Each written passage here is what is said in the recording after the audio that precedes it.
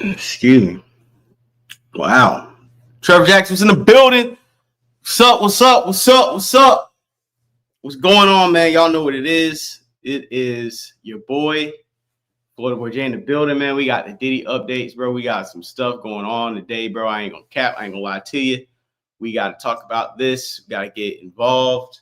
I came a little late today. Pause. A couple of my friends were like, hey, where you at?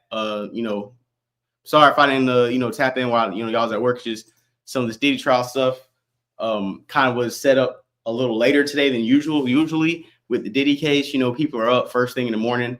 Everybody is, kind of already dropping content and doing things by the time you guys get up. So, like, I'm able to go on live and stream. But today, the court proceedings didn't start till like 1 p.m. So we didn't really even have anything really popping off. But I think court let out around 5, maybe 4:35. So things are rolling out now. Clips are rolling out. I was on Starport for like 2 hours earlier today. So if you were looking for me, you could have just switched to Starport. I was on there frying up a bunch of people. You already know how we get down. And before we let off and get the show started, I want to say salute everybody who's cash apping me, super chat.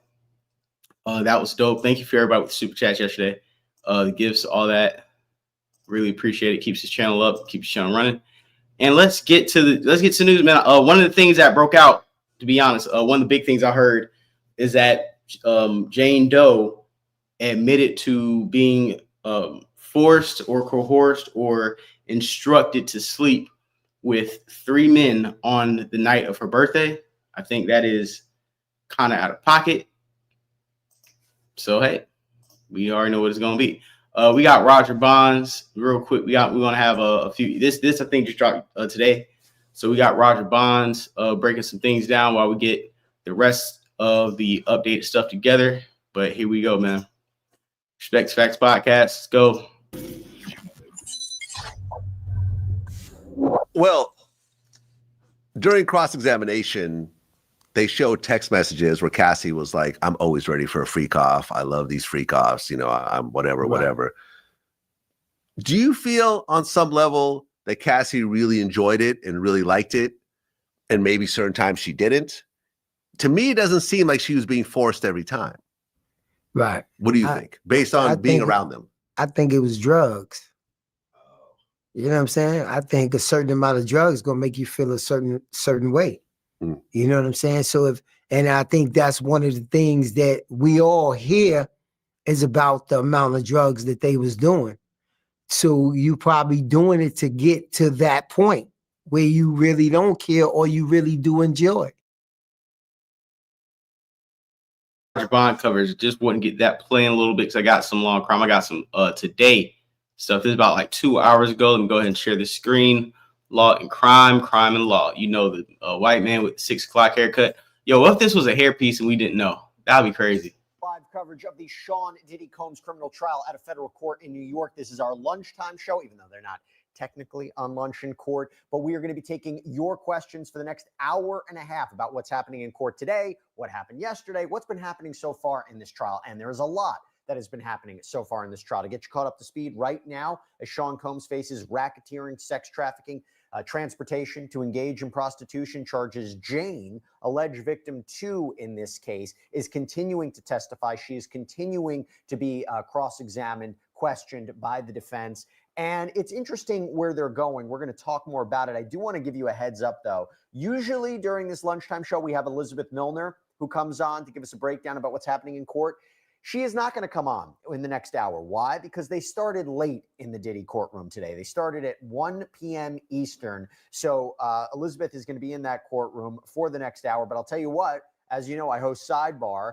I'm going to do a full recap of today's events with Elizabeth. That will come out later on tonight. So I hope everybody can check it out. But right now, she's continuing to be cross-examined. And the question becomes, what did she testify to so far?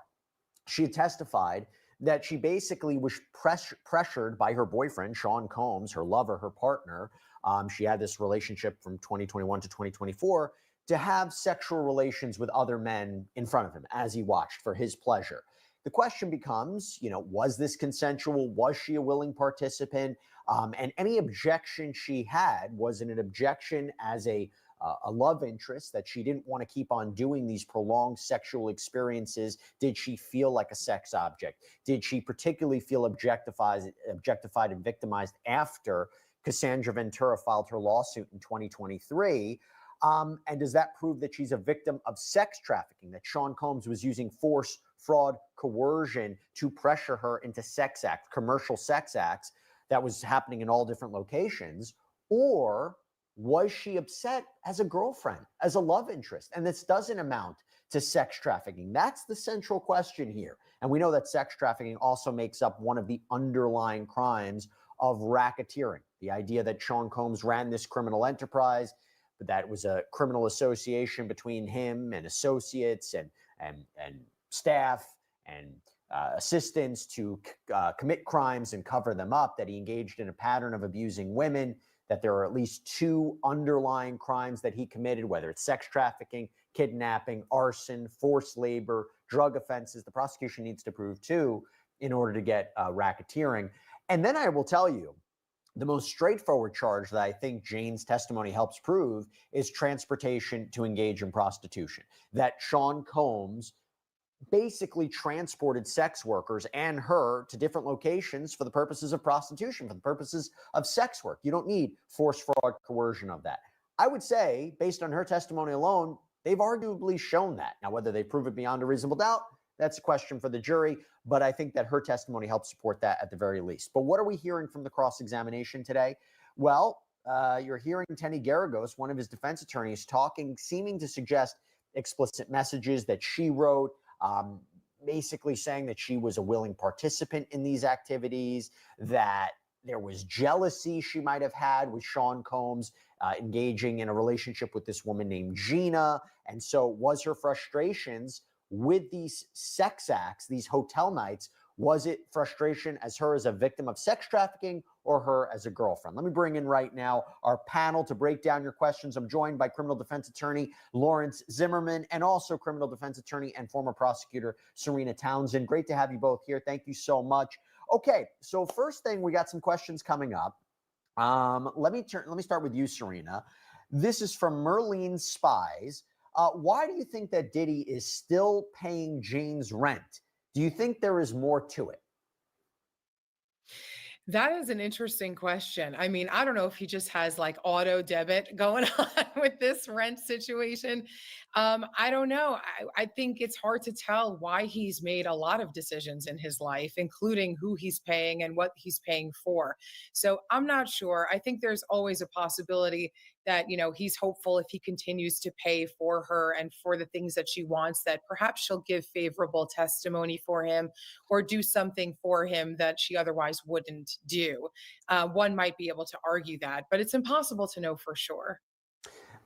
Lawrence, there's been a lot of text messages that were sent from Jane to Combs where it's clear she was not happy with these hotel nights. She talked about, essentially paraphrasing, that she felt objectified, that all of this is desensitizing sex for her, and you could argue, is it because she felt that she's doing all these things and yet he's seeing people on the side, she's not being treated as fairly, or does she feel that she's being pressured into this against her will? The reason I say this is she's being cross-examined by Teny Geragos, and I'm going to read a little bit of the transcript right now, a little bit of the court updates. And by the way, for the next hour and a half, we're going to be reporting in real time what's happening with the testimony and we break it down. Ms. Geragos asks her, and you said if you don't get your A out of the island, no party, right? Right. Sean wrote you a note that you said meant the world to you. You told KK, meaning Christina Coram, his former chief of staff, you told KK you wanted to make it cute and romantic. Yes. The Valentine's Day hotel night, having 2 men there, was that your idea? It was. After these nights, it was crushing to see these things, like Gina posting the love bracelet on Instagram, right? Yes. How's the defense doing at trying to say, and I hate to use this expression, but I don't know the best way to say it, that she's not expressing her reluctance as a victim of sex trafficking, but maybe as, again, I apologize for this, an upset or disgruntled girlfriend? What do you think? Well, I don't know what you're apologizing about, Jesse, because that's the point the defense is making with all these cross-examinations. A lot of the people that have come into Diddy's orbit have done so willingly, knowingly, consensually, and they wanted to use him for furthering their own interests, right? The last question you asked, my question is, why is Jane Doe still, whatever her pseudonym is, still accepting rent after all these years from a guy who abused her and trafficked her? So I think that this raises a lot of questions. I'm not defending anybody who's abusing women, but I'm saying as far as your question's concerned, is they're making valid points. Well, Lawrence, let me follow up with that. The idea would be he had financial control over her. She couldn't, earn her own living on OnlyFans or other things, that he's paying for her rent. It's a form of control. It's a form of manipulation. Are you sold by that? I mean, listen, there's a lot of smoke in this case. Obviously, there's a lot of bad stuff we're hearing, that he's not the most moral person in the world. But as an adult, at some point, I mean, you're accepting payments. Is that financial control? Because you could just leave and go do your OnlyFans thing. Nobody's stopping you. No, I mean, she is texting him about wanting to do these things, agreeing to do these things, and setting them up. I mean, I understand there's a gray area there, but they have to prove he's committing a criminal intent, and that's what they're getting at. And she's a consenting adult. At what point is she saying it wasn't consent? Looking back, I mean, I think one of them said, looking back now, I'm not sure it's consensual. Is that what we're saying is consent? Not sure. Or looking back, it's not consensual. I mean, how about at the time? I mean, there's a lot of questions for me with what I've been hearing, reading in the paper, or you're watching your show. We got a super chat question. I'll throw this to you, Serena. Thank you so much, from Maria Chavez. Thank you, Maria. Is in BI, is there anything so far that the defense can use to request a mistrial? Well, there are things that always come up during a prosecution where a defense will take advantage and say that a mistrial is warranted. I know with previous witnesses that testified, there was some talk about how the witness was putting on a front, putting on a show, was not who she said she was. Any opportunity like that is going to rise to a level for the defense to ask for mistrial. Of course, at the close of the prosecutor's case, when they rest, the defense is also going to ask for a mistrial. In fact, they might say that, the judge should give a trial order of dismissal, which means that the prosecution, even viewing the evidence in the light most favorable to them, did not make out the crimes that they're alleging that P. Diddy committed. So every opportunity that the defense can take to ask for mistrial, they're going to ask. Well, they asked for one. They asked for one this week, Serena. They basically said that certain witnesses, their opinion was, perjured themselves, focusing on the testimony of Brianna Bongolan, who claims that she was dangled off a 17-story balcony by Sean Combs, or Mia, who claims that she was sexually assaulted by Combs. The judge rejected that.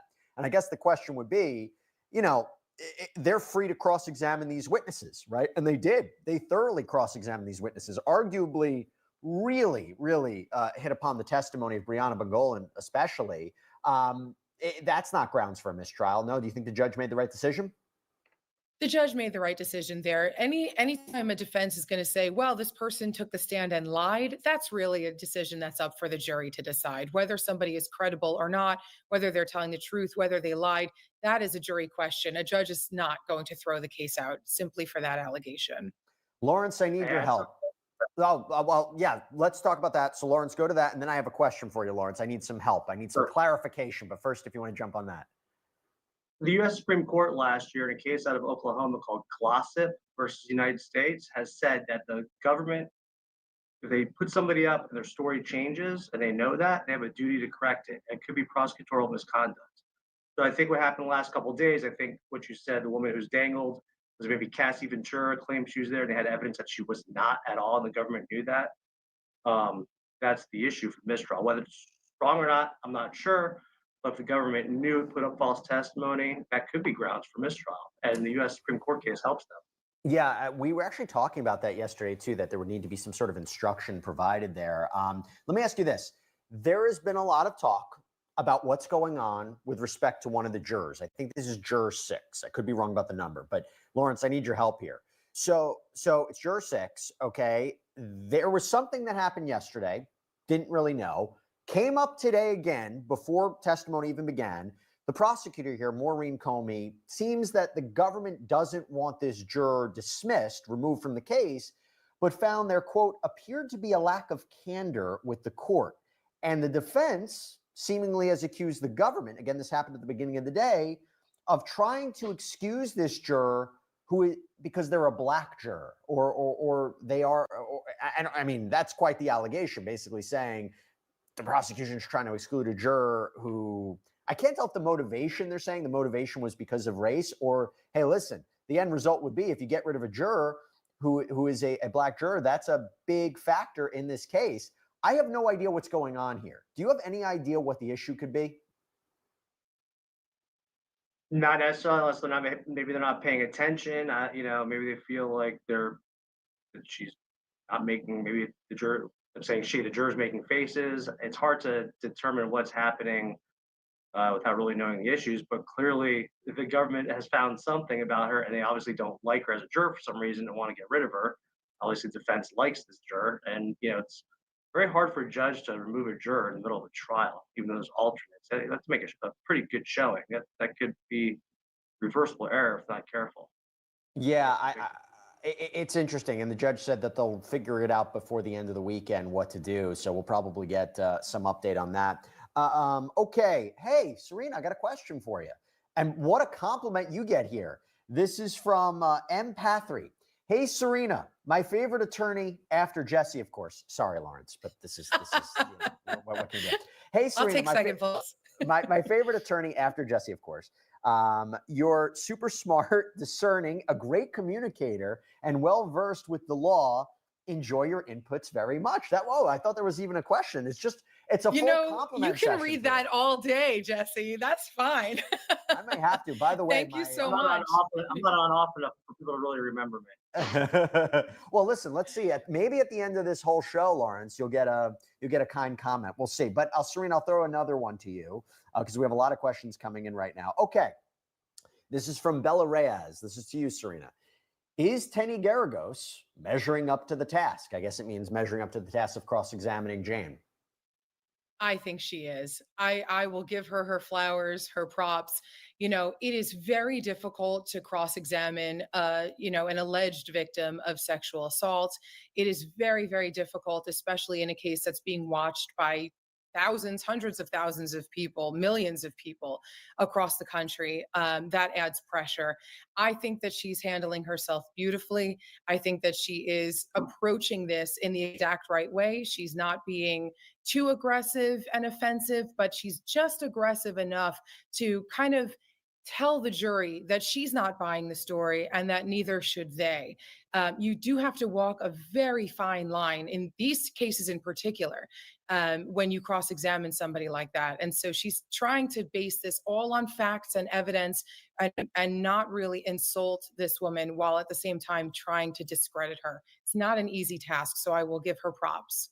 Lawrence, going back to you, this is a question about the jury. This is from Legal Code. If I had a sister on the jury, would she be in trouble for talking to me about what's going on? Absolutely. So how would the court find out? And can she even say, hey, listen, I'm not going to tell you what's going on, but there's a big case happening. It's in the news a lot. It's about a big celebrity, a big rap star, federal case. I'm going to be out. Can she even say that she's on the jury?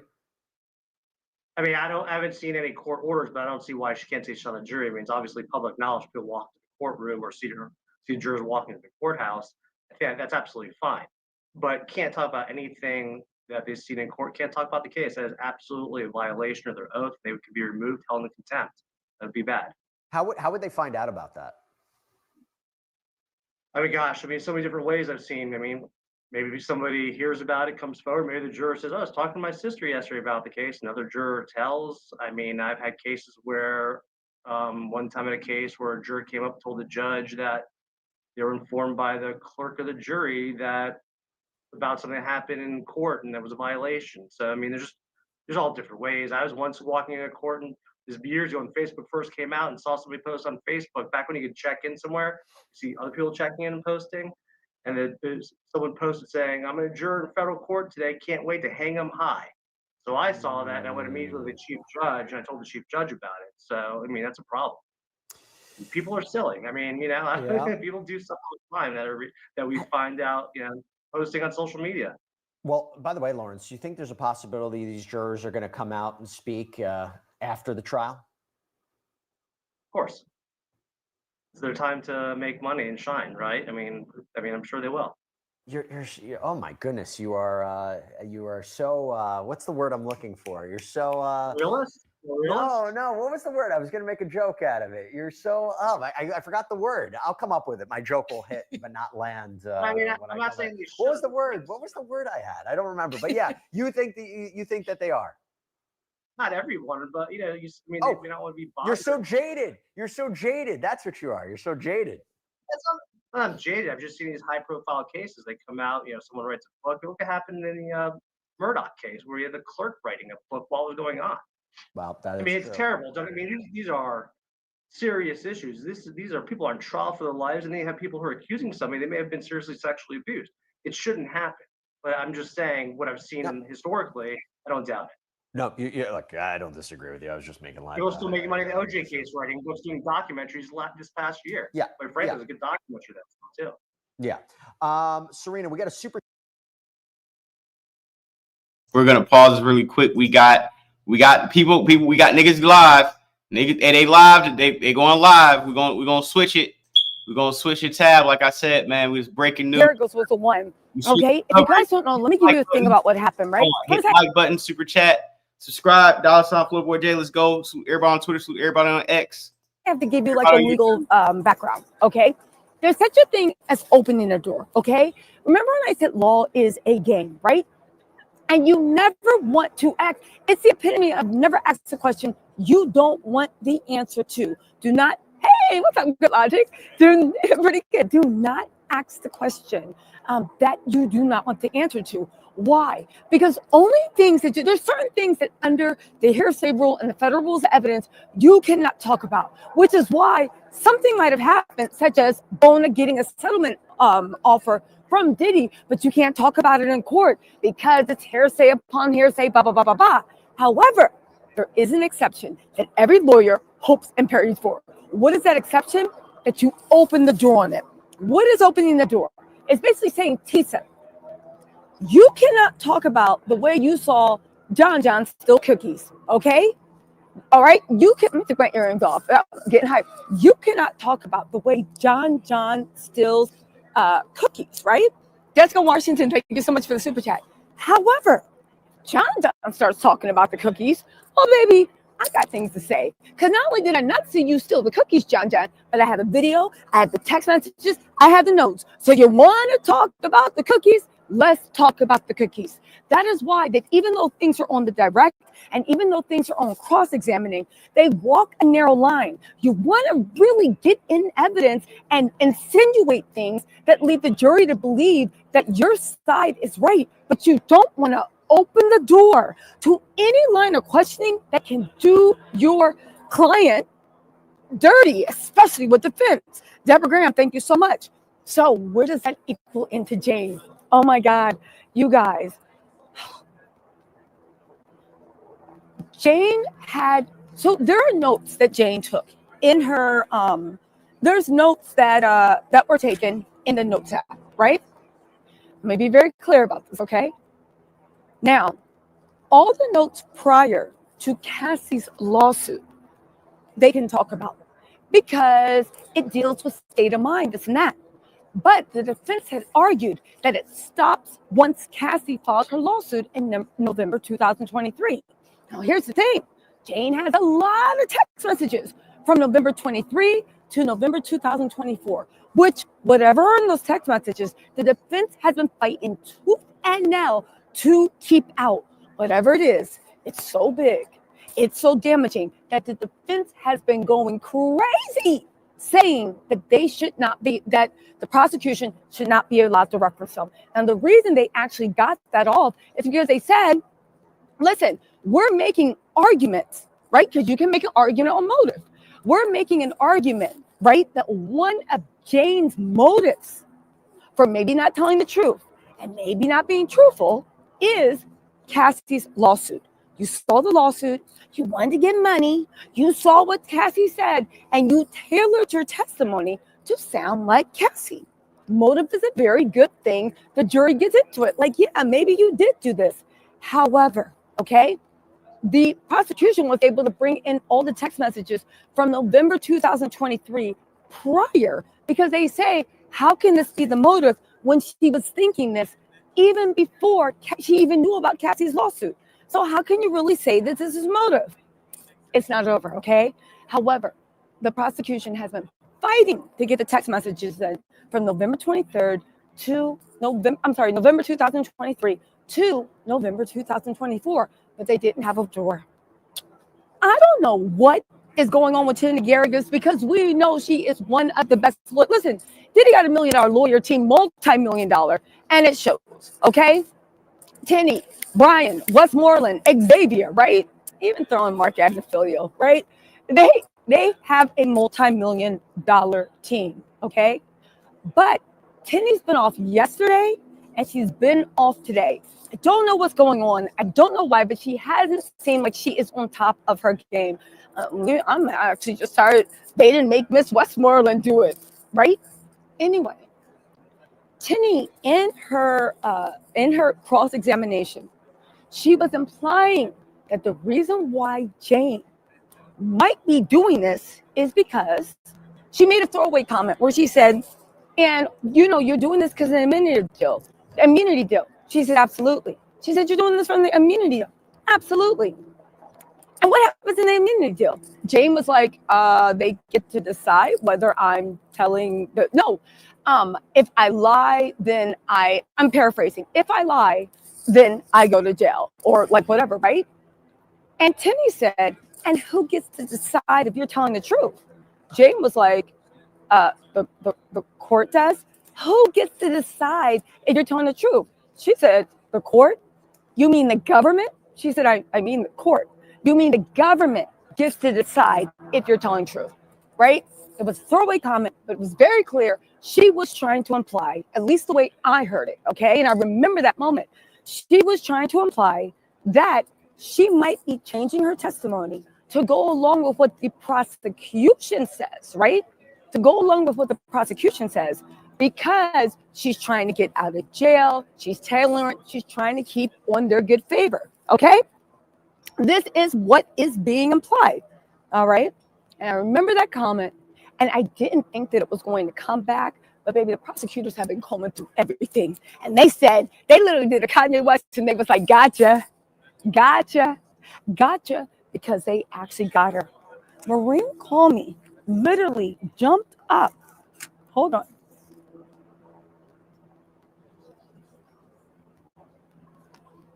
Okay, so listen. Maureen called me, jumped up, and we'll get into something else. I think I'm not the only one that thought Teny was off her game. Diddy kept looking over at her like, girl, if you don't get on your job, right? But Diddy, shut up, because at the end of the day, what you gonna do with rotten zucchini, okay? Anyway, you guys, don't forget, I will be on Spoutable Friday. There's gonna be a link in the description box. I'm having a town hall where you guys can ask me. It's gonna be kind of like Twitter Spaces, but better. You guys, and there's a link. You don't have to sign up to listen. If you want to talk, just download the Spoutable app or make an account where I will be letting you guys talk. You guys can talk about questions. You guys can do this. It's going to be a town hall. It's going to be really fun, but you guys can actually pick my brain. It'll be a weekly recap of everything. And you guys can even ask me the stuff you've been seeing in the blogs, the stuff you've been seeing all over all other channels. And I'll give you my opinion and I'll tell you what I saw and what I heard. Don't forget ABC Live. Don't forget Nightline. Don't forget your girl is keeps popping up every day at Nancy Grace. And we have a few other things going. There's going to be links in the description box. But, thanks to you guys, we are doing things. But I wanted to say a thank you to you guys. I think I'm also going to have a giveaway. Okay? The town hall is going to be Friday at, I think, 7 or 7:30 p.m. Eastern Standard Time, right? I think I'm going to have a giveaway. Okay? I think I'm going to give away $250 to a person, that the first person in the Spoutable chat that tells me an Easter egg. I'm going to say in one of my lives between now and Friday, yo, this is blah, blah, blah, blah, blah. And the first person to actually tell me that orally, they will be immediately sent $250. Okay? So let's get into this, okay? First of all, they're not getting rid of the jury. The jury number 6 thing, we'll talk about that later, but they are not getting into rid of the jury. But maybe they don't have to. Why would they want to? listen to what is going on, okay? Okay. So anyway, Oh, one thing that I did think was really funny is Judge Aaron put the fear of God on Diddy. When they went to a sidebar, right? The jury was sitting there. I was looking to see what Diddy did. He must got the fear of God put on him. Diddy was sitting there with his head down and his hand over his face like this. So nobody could misinterpret him at all of looking at the jury. I don't know why. I just thought that was the funniest thing ever, okay? Anyway, also, the government, I'll get to all this later. Let's get to the big mistake. And then I'll get into the government told us a date they think they're going to arrest. They told us what the next witnesses are. The prosecution is holding their witnesses and how long their case is going to take close to the trial. I'll tell y'all about all that later. Let's get into this, right? Okay, here's the thing. Okay, so Marin Comey jumped up and baby, she was hot. And she's like, Your Honor, if I may. And he was like, go ahead, counselor, right? Oh my God, Najma Brown said, congratulations on your success. Thank you. You're doing an excellent job. Hold on, I'm missing. Okay, let me tell the story, then I'll get right to the super chats. But let me just get through the story because we got a lot to talk about, you guys. I think this is it. I think Diddy is really done. And I'm so glad that it looks like justice is going to be served. I kind of feel bad for Teny Geragos. This is if the judge grants the order, but it looks like it is, all right? So Maureen Comey jumped up and she was like, Your Honor, we believe a door has been opened by, Your Honor, this is the way she goes. She always leans to the side. Your Honor, we believe a door, and she's speaking into the microphone, all right? Your Honor, we believe a door has been opened by defense counselors on cross-examination. They directly questioned the immunity received, and then she quoted, you said, who decides who's telling the truth? Prosecutors. We believe that she was implying that Jane changed her testimony to go along with what the prosecutors were saying to avoid jail time at some point. We believe this opens the door, and we believe that we want things. We believe that we now have a right to bring in her notes. Her notes are literally like her digital diary, right? And now here's the thing. She said, we want to bring in all notes that Jane had before November 2024. And I said, oh, right? Now here's the thing. At that time, Teny Geragos was still at the podium where they questioned the witness. The witness and the jury had gone. Okay, so this is the thing. She was still at the thing. She started rubbing her hands just a little bit and twitching, which is weird because Teny Geragos is usually so composed. She was twitching, she was rubbing her hands, and I said, you know what? I think she actually made a mistake, okay? And then I was like, yo, I think this is actually really, really big, right? Again, I literally was like, yo, they just made a major mistake because Teny was like at the thing, just looking. They didn't want those notes admitted. And yo, it seems like Jane was talking mad-ish in those notes, okay? Now, she said that, so then the defense jumps up, right? And he was like, Your Honor, in November 2024, she was aware of the settlement, right? Jane was aware of the settlement that Cassie had gotten, right? And the government investigation actually began at that point of November 2024, right? And they said that, and there was a government immunity order. So why do they get to admit new notes? Because they could admit anything before 2023, right? However, Maureen Comey was like, Your Honor, they are literally trying to say that a witness is only saying this because she had a motive that the government gave her immunity in November of 2024. However, and you're saying you're parroting what the government said.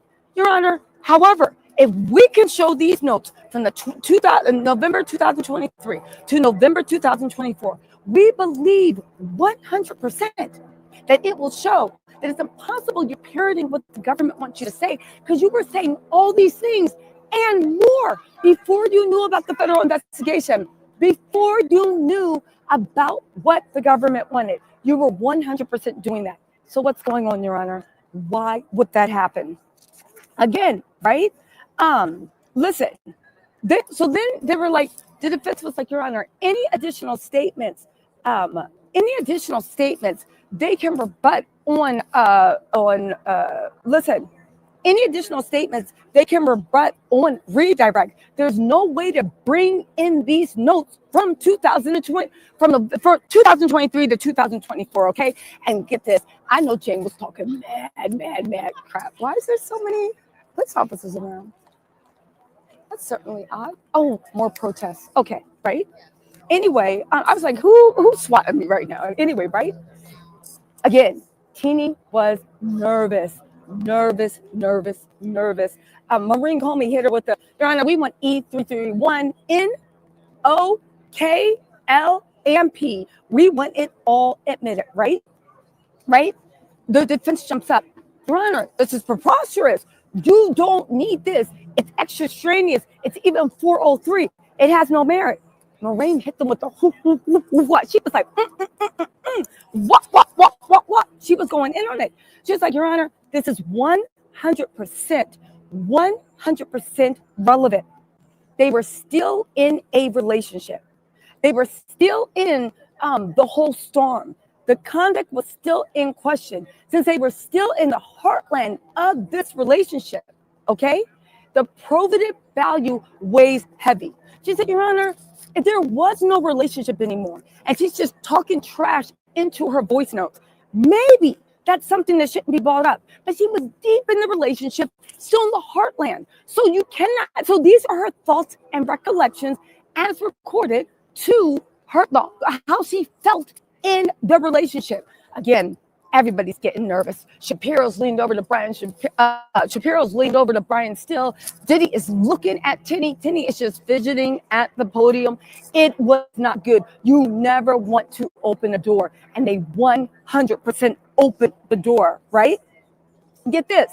She said especially because there is no record that Jane was trying to paper the file. Paper the file, I guess it's lawyer slaying for, you're literally trying to, after you know lawsuits happening, you try to get evidence after the fact and paper the file, right? Like, all of a sudden you start taking notes and they were so mean to you, but prior to a $1 billion lawsuit, you never made any complaints, right?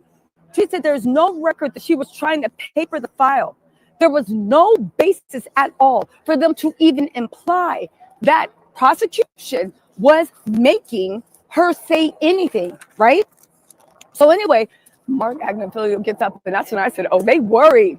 He was like, Yana, I'm sorry, I didn't mean to double team, because, you know, it was so much that Maureen Comey was on the ones and twos, getting your honor. And like, they were literally popping up the defense like whack-a-moles because they wanted to speak. They all had something. They were super worried, right? And so Mark Agnifilio told her, like, Your Honor, I didn't mean to make it seem like it was a double team because I was standing up. And I said, Mark, is double team the words you should really be using in this type of trial? I'm just saying, choose your words better, because the visual of that man sitting next to you, yeah, we already got the visual of Shaq, Kobe, and who did they say? I know he kept LeBron's name out of this, right? But I'm sure it's like, do you really want that visual of double team? We already got Shaq, Kobe, and Michael Jordan. We don't need to think about any more double teaming or anything in this case, right? Anyway, she said that. Hold on, you guys. So she said that. I'm going to get to the super chats. I'm going to get into I'm going to get into the super chats in a second, okay? Right? She's like, so Matt Curtin comes up and tries to do his little voodoo. He's like, Your Honor, right? The government is trying to say that she's basically a co-conspirator, and that's why this should be admitted. Well, the truth is, Your Honor, she never was. She didn't think she was going to be prosecuted. Not under the Mann Act, not for the drug testimony, not for anything. So then Judge Aaron literally jumps in and he was like, okay, because this is what he does. He asks questions, like he tests their argument and says like the devil's advocate thing. He said, okay, well, hold on, counselor, because what do you mean that she never thought she would be prosecuted? Seriously, why would they offer her immunity? There's stuff under the Mann Act, which is the RICO Act of prostitution, and also the drug testimony that she literally was a drug mule. So why would you think that Jane doesn't think that she's actually going to be prosecuted. Like it's a real thing. If I was Jane, I would think so, right? Now I'm paraphrasing that at the end, but he did say, I'm not sure she was never in any danger of being prosecuted, right? And listen, so she said, listen, also I wrote down, why would the government, and then he tried to make it seem like the government was suggesting that their own witness couldn't be trusted. And I was like, why would the government suggest that to their own witness that they can't be trusted and that they were being paid off? It makes no sense, right? Again, Judge Aaron jumped in and said, if what you're saying is true, that all this is just a misinterpretation and you guys would never do this and that, why did you even bring it up about the immunity? And why did you ever even make a grandstand about who decides whether you're telling the truth? And she's like, the court? No, who decides whether you're telling the truth? The court? No, the government. The government decides on whether or not you're telling the truth and whether or not you're going to jail. Again, it was clear what they were suggesting. I think they thought they got that one off, but maybe they went too far. Anyway, right? Listen, Mark Aguilera, Yana, this is just a simple agreement that everybody goes through. And the government expresses itself the way it wants, but it's perfectly normal in trial that people would also suggest that. And he starts bringing up case law, and I'm like, nah. They got you, right? Marine Comey jumps up again. And they are double teaming, and she is still what, right? She literally jumps up and she was like, Your Honor. And every time she starts doing that little gangster lean to the side, speaking into the microphone, you know she is about to get crunk. That's her thing. Whatever she knows, like, I got them. She gets a little, right? So she was like, she's like, Your Honor. And she said it with so much force. She's like, Your Honor, Mr. Agnifilio has just given up the game. I said, oh, tell me, girl, how? Mr. Agnifilio has just given up the game.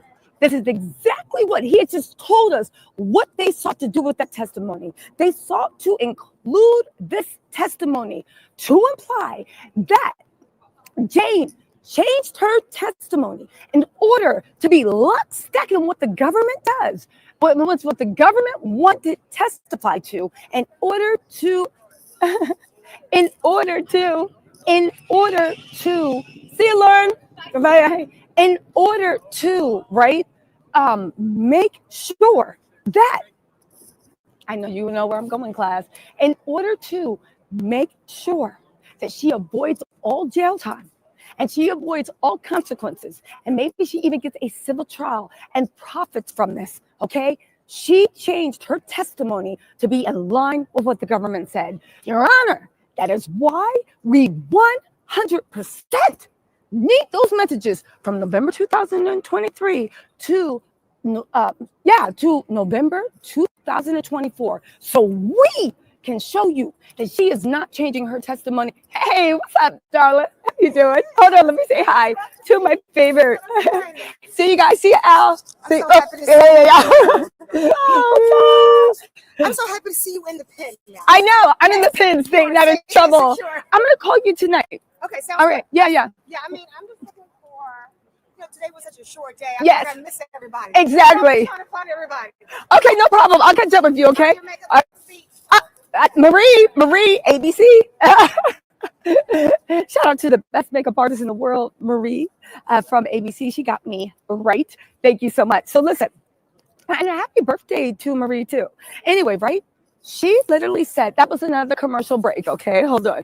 So these are my coworkers. I have to talk to them.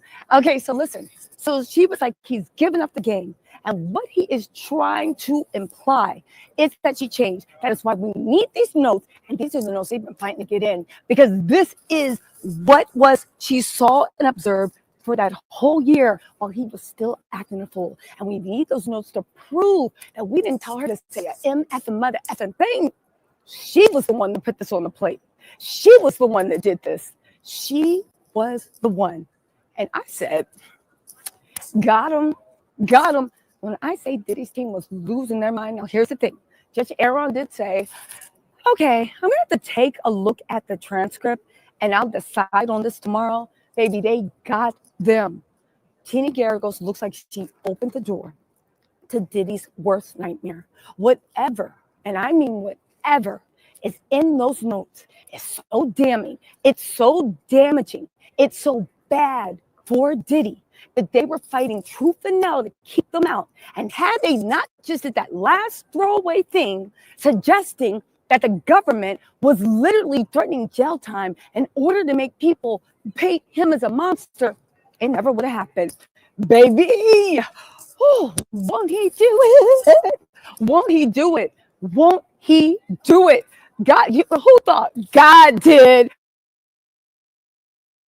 I'm pausing really quick because it sounds like she's saying that there was something that was about to be presented to court, pretty much. And if the court system, I mean, if the defense didn't prove, or I guess convince the judge that the people that were coming up here were threatened jail time if they don't paint Diddy in a certain light, and the judge decided that whatever was the notes couldn't get used, then I don't know why she's celebrating this as if that was some type of ethical move by the courts, or not by the court, but by the prosecution.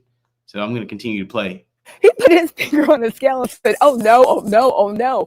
But you guys, there was so much more stuff that happened in the court too. Hold on really quick. Let me just take a commercial break and read these super chats. It's only going to take a second. And then we are going to get right back into this mess. Okay. Miss Allison, I'm so proud of you. I love learning so much from you. I love showing up in class, got my pen and pad, ready, set, go. Oh, thank you so much. I appreciate that, Miss Al. Okay. Let me get to the top. All right. Okay, where are we? Ray J. If Diddy had one wish, here's the thing I do want to say with Diddy. If Diddy had just treated Jane nicer, better, or respect, he wouldn't even been in this problem right now. But he still chose to be a damn monster. Also, we do not believe that KK is going to be a prosecution witness. However, it looks like she might get on the stand for Diddy. We're going to talk about in a second. Again, a lot happened in court. Ricardine Singleton Brown, thank you so much for the super chat. Nelly Korean, carry on. Oh my God. Welcome. And welcome for being your first super chat. Amy Jagger said, you're amazing. I check in and follow with you the case every day. Thank you. Breezy said, Tisa, with a client like Diddy, you would constantly have to be off your game. That's okay, because we all have your back. Unlike Diddy, we love you. Thank you so much. Brandy Sessions said, we're so proud of you. Thank you. AW, thank you for the super chat. James Johnson said, thanks, Tisa. Keep up the great work. Holla. Thank you, James. How's the glam? What's up, girl? What's up? Jamie said, do you think Teny was off yesterday and today is because of something of Jane's story hits home, or she did it for the money and realized that this ain't it? Honestly, I really don't understand what was off with Teny, but there's something off. Now, here's the thing I was thinking. You know how they said that Teny and Jane, right? You know, you think that Jane was, if she was around the defense team, right? And this is just me thinking as a woman. Diddy is a lot, right? Diddy is a lot. And you never know. Teny could have been up there complaining to Jane about Diddy. I don't know. You know, like your community, because just don't forget that Jane's been up under them since April. So I don't know. Listen, I have a theory about that. We'll talk about that later. But I'm going to have to put that in a recorded video, okay? Angel Limbs, thank you. Angel Jims, thank you so much for the super chat. Allison, thank you. James Johnson said, also, girl, you look great. Yeah, thank Marie. Katie Gallagher said, Tisa, what's your zodiac? My guess is Leo. I know everybody think I'm Leo. No, I am not a Leo, even though I love Leos, but I am not a Leo. But I get along with Leos really well. Honeybee Therapy, thank you so much for the super chat. Megan said, you're truly an amazing and beautiful woman. Congrats. Oh, thank you. Melinda Smith, welcome to the fam. B Dizzle said, I just heard you're going to be on Spatable Friday. I'm there. I've been there since it started. Hell yeah. Hail Mary. Yes. Y'all join me on Spatable Friday for a town hall. You can ask me questions. I'll give you my inside tea. I'll do stuff that I can't do on YouTube. It's going to be fun. Allison said, girl, I casually dated Diddy's employee starting in 2023 on IG. Diddy follows him. Little Rod KK, I've been watching you for 2 years and you're spot on. Thank you so much, Allison. 413 Print and Press said, Tisa, I live in Massachusetts. I'll be there the 27th, sitting in line at 3 a.m. I sent you an email. I can save you a spot. Oh my gosh, thank you so much. 413 Print and Press. Miss Al said, oh my God, thank you for gifting a membership. Also, Natasha Nah, Tosh. Said congratulations on your collaborations and features. We're all waiting on the Tisa Tales and Stephanie Sue Rotten Mango mashup. Keep growing and going. I would love to get on with Rotten Mango, but baby, she is big time. She don't got time for little old me. But shout out to Rotten Mango, Armand Wiggins, Good Logic, Mel watching the world. Shout out to everybody out here actually doing their thing and doing what they can to actually amplify things. You know, shout out to the people in the trenches. Also, Brandy Sashington said, team. Oh, and also, do y'all know that lovely Ty, is it Ty or T? Y'all know I got dyslexia. I've been calling her lovely Ty for lovely T was here. Well, she still is here, but I met lovely T in person, and she is so nice, so beautiful. She is everything that you see. Oh my God. Lovely T, you already know about her. She is the OG and still dominating the game. You know, she's been actually covering this too. So shout out aim for Smex, even and debt bondage is both are illegal, and it's a crime in every state in the U.S. Trafficking. Thank you. Both are illegal, and it's a crime in the U.S. except Nevada. Jane Doe rent is debt bomb, still a crime. My shepherd pie. Let me read this comment again before we get back into what else happened in court. Paying for Smex, even if it's consensual, and stay in a place so we can honor and support all that you do. Thank you, that KK. Still, my renewal, be your transform said, hope they're calling. Now clock that. Anyway, let's get into this. Brenda Glass, thank you so much for the super chat. Anyway, they said, so the prosecution said next Friday. Oh, wait, I'm sorry. Brenda Glass, thank you for joining the family. So anyway, next Friday, they said no later than next Friday. Not this Friday, but next Friday, the government is going to rest their case. They might actually rest it on Wednesday, right? They said that they are cutting additional witnesses, and they are confident they will be done. You guys, the cutting major witnesses is a signal that even though all the pendants all over are saying, I don't see Rico, the witnesses don't seem strong enough. I don't know. I think by the government signaling that they are cutting additional witnesses, that is signaling that they are so confident that they have proven their case that they don't need to play around no more, and they are ready to go home and go to sleep. And they're going to be sitting there looking at the defense like, you got 2 to 4 weeks to wrap this puppy up. Y'all, that is a signal that no matter what the people on the media think, social media, the people at your neighborhood pet store, I don't know, that the government feels confident of all their experience that they have 100% proven their case, okay? Now get this. So then the judge goes over to Mark Actifilio and was like, okay, so what are y'all doing? Like, I need to tell the jurors. So I want to give them an idea. He did say, no pressure. If you don't know, that's fine, but put it on your thing that we need to know when you think you're going to wrap it up, right?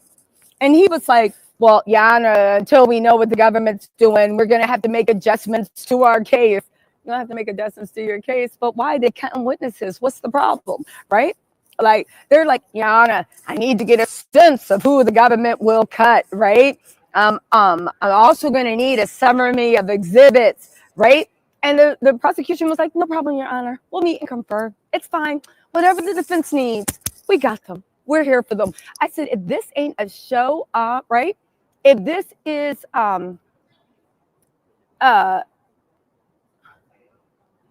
if this isn't a show of confidence, I don't know what is.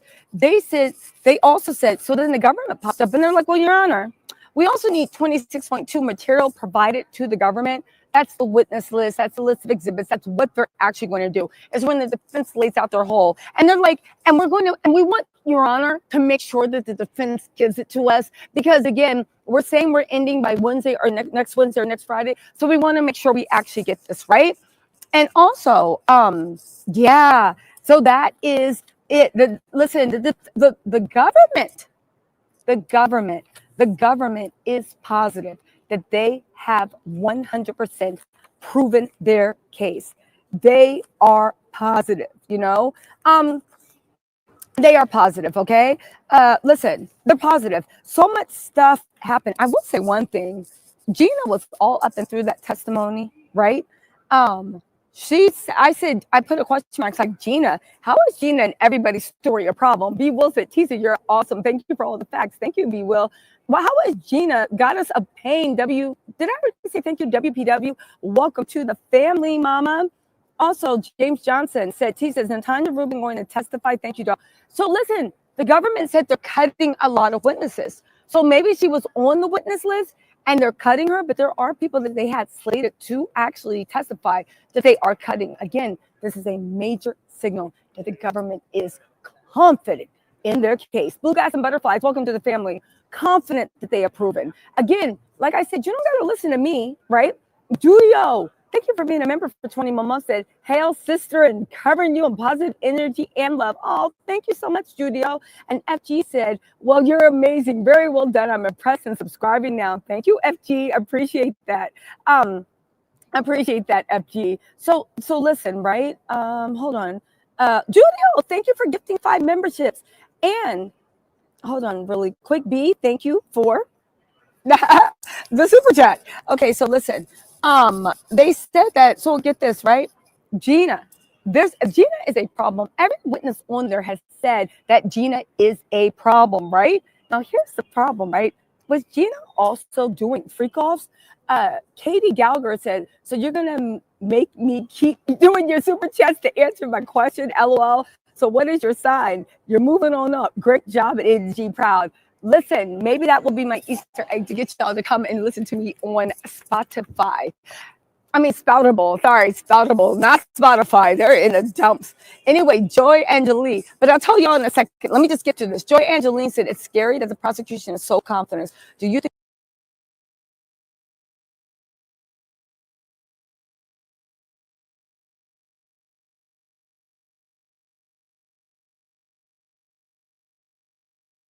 I'm on mute.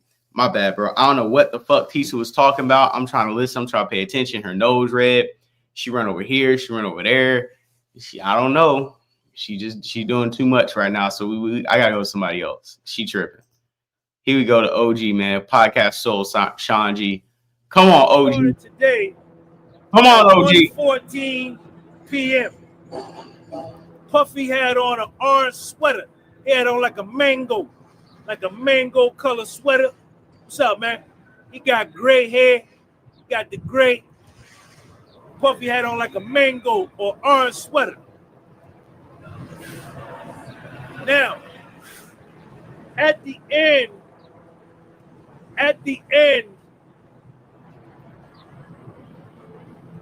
of the court session, they had an argument. The prosecution team and the defense team. So this is what they was arguing about. This is at the end, but this is very important. Judge Submarinian asked the prosecution, like, yo, when y'all gonna finish up? So Assistant U.S. Attorney Maureen Comey said the prosecution is probably gonna wrap up next week. By Friday, they gonna be done. And maybe they may not call some of their witnesses, and if that's the case, they're gonna wrap up sooner, maybe Wednesday. So then the judge asked Mark Agnifilo, who is Puffy's lead attorney, well, when y'all gonna be finished? Mark Agnifilo said, well, it depends. He didn't want to show his hand.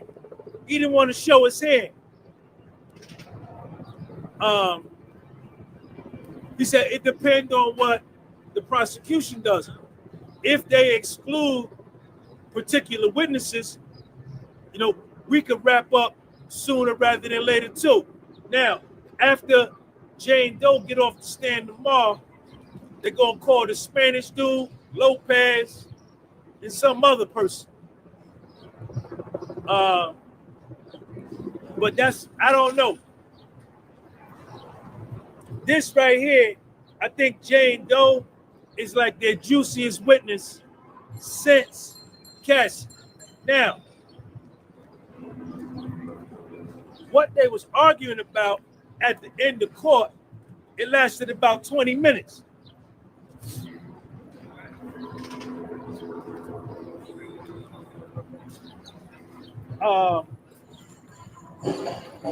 Jane Doe has been granted immunity, right?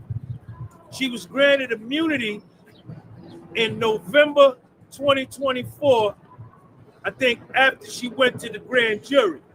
Now, as we all know, at first, Jane Doe was down with Puff. She was over here. I'm on Puffy team.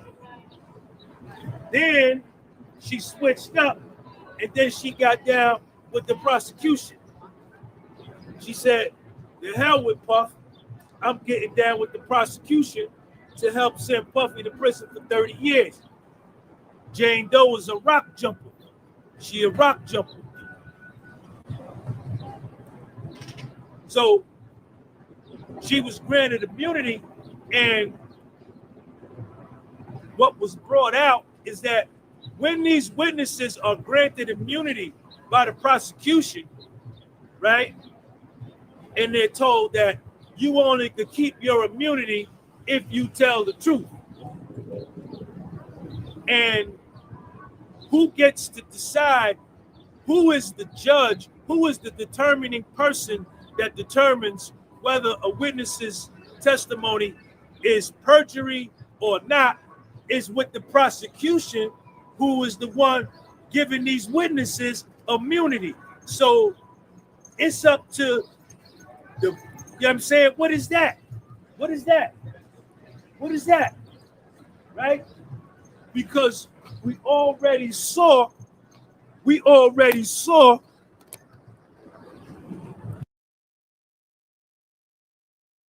And I'm pausing this because I said the same thing. I said the same thing when Tessa was talking. She was celebrating. I'm like, bro, if we're proving that the people coming to testify against Diddy have to for their freedom, and their judge of who, or their judge on if they're telling the truth or not, lies with the prosecution, isn't this testifying under duress or some type of unethical practice by the courts or by the prosecution to be threatening people's freedom and coercing them to present evidence or present, a story in a certain way to help the prosecution? That's kind of crazy. We already saw Dawn Rashad get immunity from prosecution, right? And tell 13 lies on the witness stand. We already saw Capricorn Clark get immunity and tell 3 lies on the witness stand. We already saw Mia meet with the, who is that right there? Hollywood T. Hit the like button, good people. Thank you for real unbiased reporting.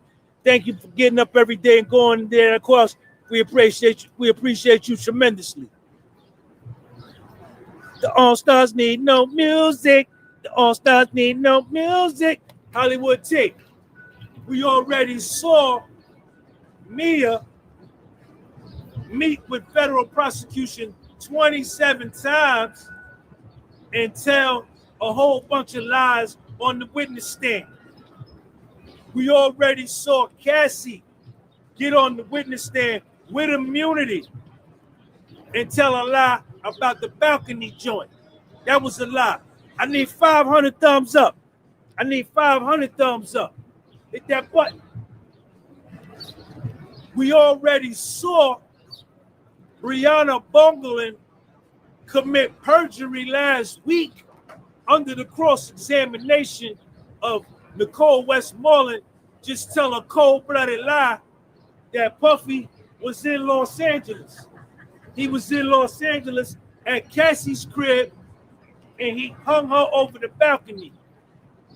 Brianna Bungelin testified to that on the stand under oath, you understand, Sean Stallings, that Puffy did that to her, right? And then she said, check this part out. She said, oh, Cassie didn't see it.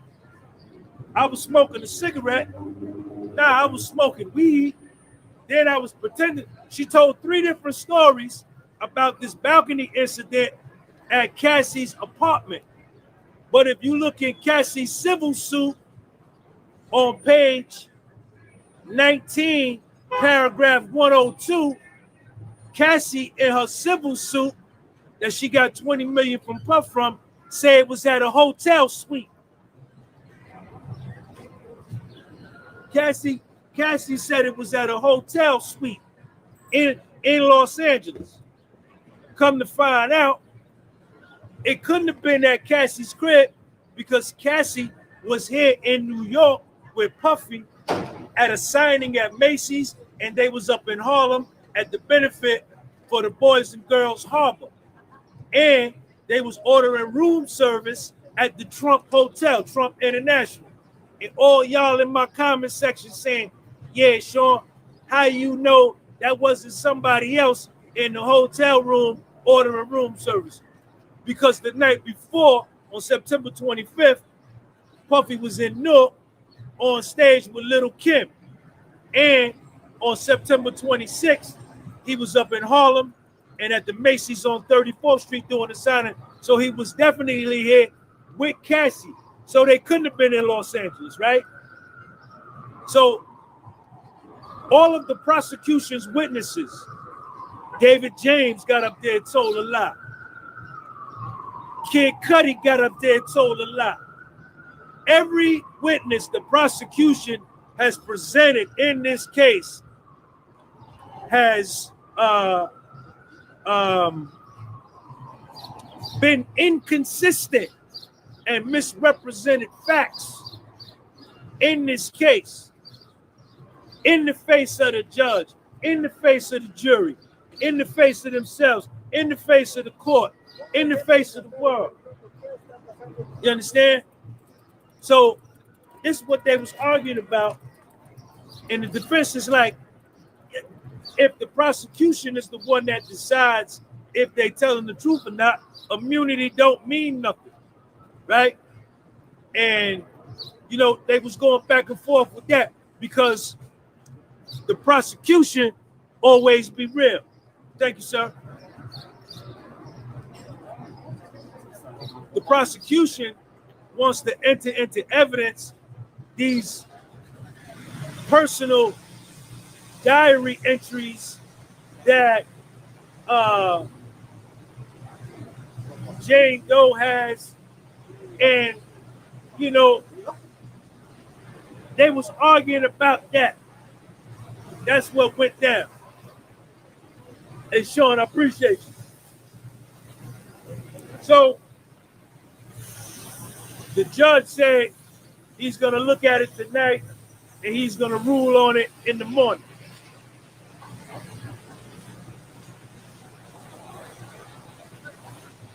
Right off the bat,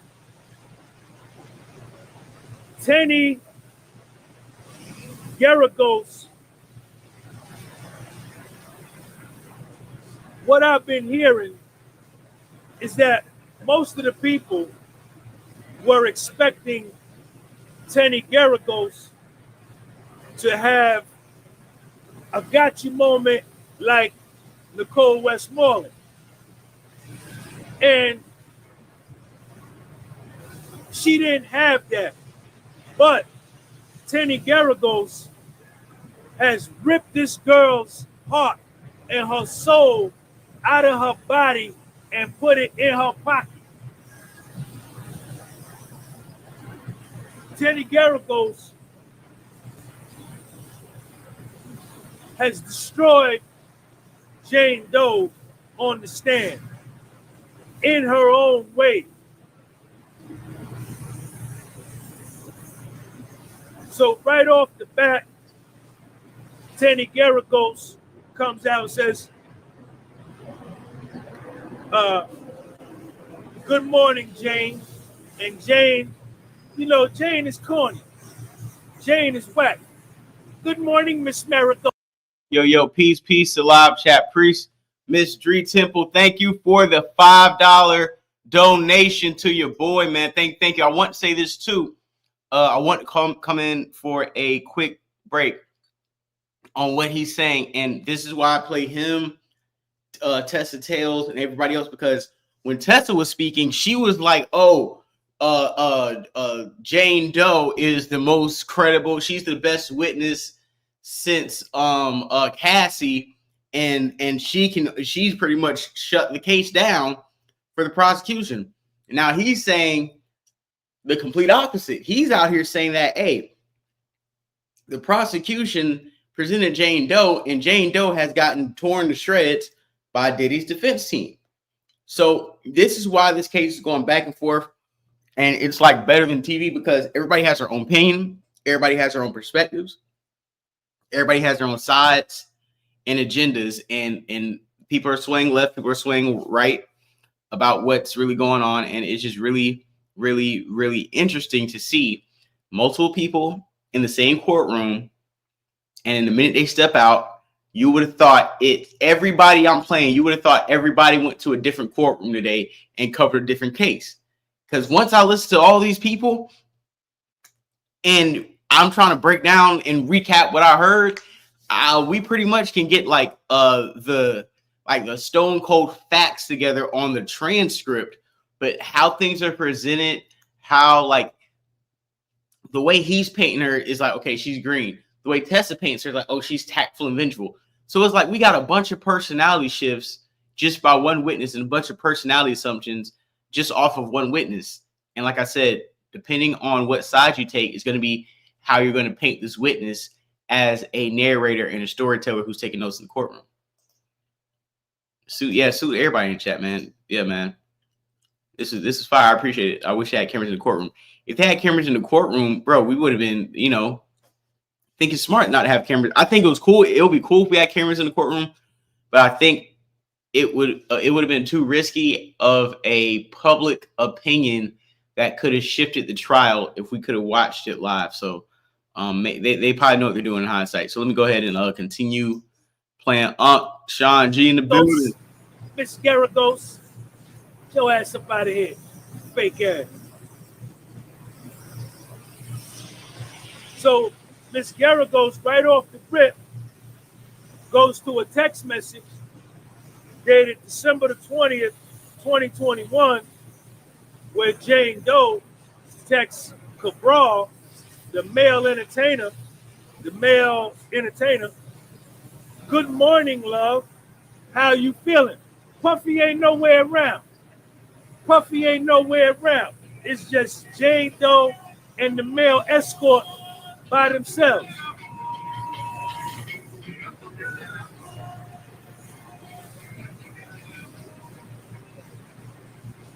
Good morning, love. How you feeling? We had a pretty intense night. Cabral texts her back. Yeah, that was the roughest sex we ever had. Jane Doe sends Cabral an emoji with the head, the top of the head blown off, the mind blown, and then Jane Doe asks Cabral, send me something, meaning like an explicit picture. Puffy ain't nowhere around. On 12/31/21, Jane Doe has a 3-day hotel night. Puffy had a New Year's Eve party at Star Island in Miami. Jane Doe, after Puffy had the party, he went by Jane Doe's house, right? And it was 3 dudes there. So after New Year's Eve, Jane Doe and Puffy had a hotel night. She was with 3 dudes. Boom. After that, January 1st, New Year's Day, after they get through with the hotel night, Puffy get on a flight and go on vacation with Gina. He go on vacation with Gina. All right, man.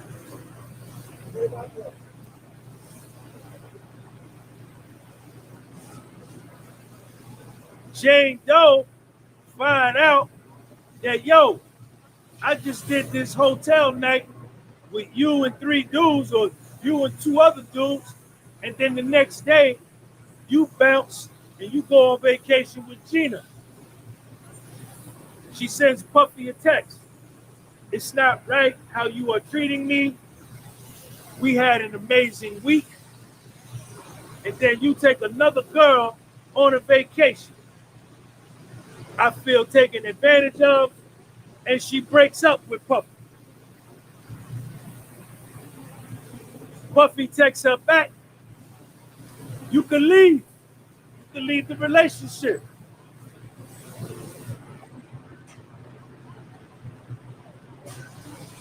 In 2022, on Jane Doe's birthday in February, Jane Doe and Puffy go hang out at the Waldorf Astoria Hotel in Los Angeles.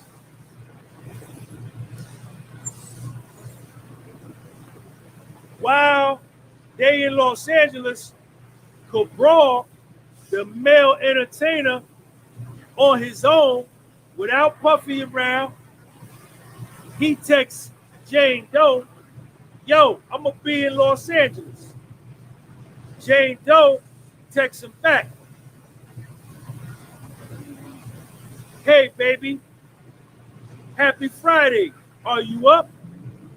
It's my birthday weekend and you ain't showing me no love. Jane Doe is texting that to the male entertainer. The male entertainer texts her back, I haven't forgotten about your birthday. Then Jane Doe texts the male entertainer, make me a special video and send it to me. Puffy ain't nowhere around. Puffy ain't around.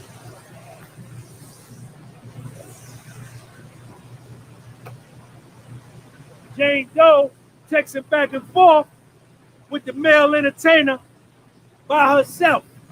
By herself.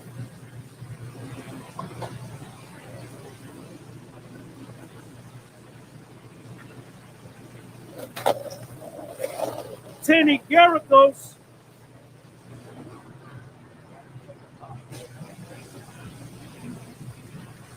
asked her, jet life vacation. I see you, Marie. Jet life vacation. I see you.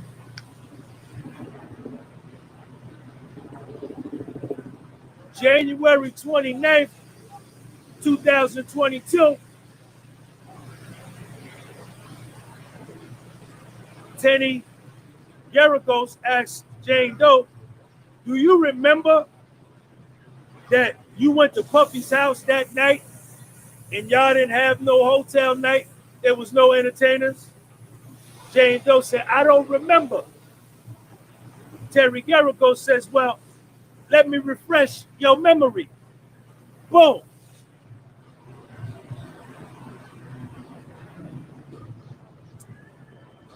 Jane Doe, do you remember that on February the 5th, 2022, you and Puffy went to dinner and you saw the Italian that night? Now, this is the thing. Check me out right here. Check Sean G out. Jane Doe and Young Miami birthday is around the same day. Young Miami birthday right here, Jane Doe. And Jane Doe don't like that. Hold up. Be careful. Be careful. Don't say, you can't mention Young Miami or Jane Doe. Excuse me, you can't mention Young Miami or Gina around Jane Doe or she'll start shooting. Watch out. Don't say Young Miami. Don't say Young Miami around Jane Doe. Don't do it. Don't do it. She's gonna start shooting. Y'all gotta watch out. Watch out. Crazy LB, watch out.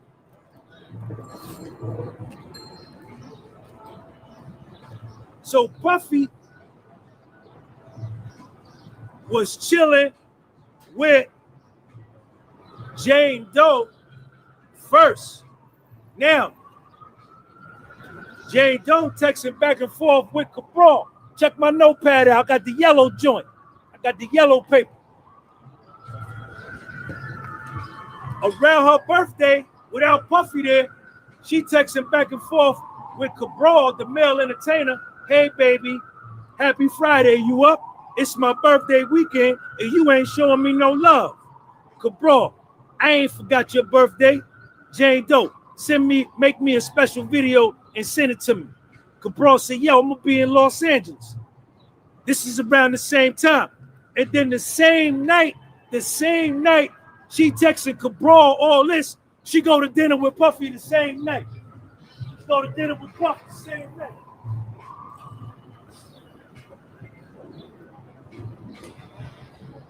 She telling Cabral, yo, send me something special. And then she go to Puff. She go to dinner with Puff later that night. So boom, her and Puff go to dinner. They do their little hotel night or whatever. And then Puffy go on vacation with Young Miami. Oh shit. Uh-oh. Uh-oh. Uh-oh.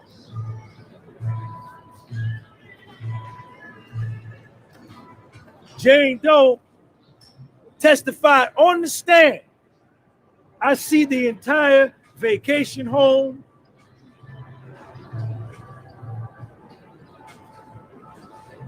And that's why you blow up my phone before telling me you love me, because you knew you was going on vacation with Carisha.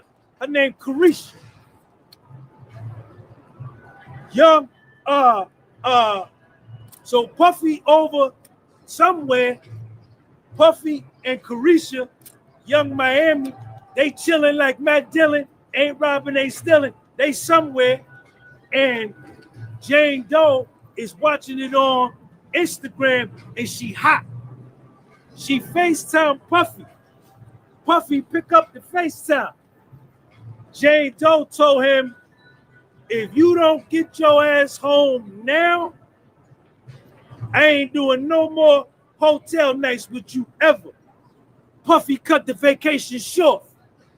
Puffy left, came home.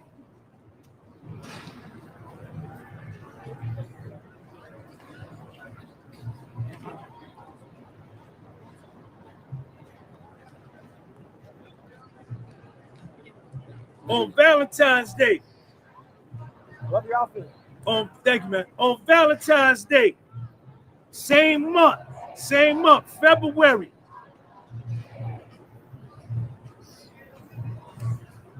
Carisha birthday, Jane Doe birthday, they around the same time. Uh-oh, watch out. Don't say Young Miami, she gonna start shooting. Watch out, y'all.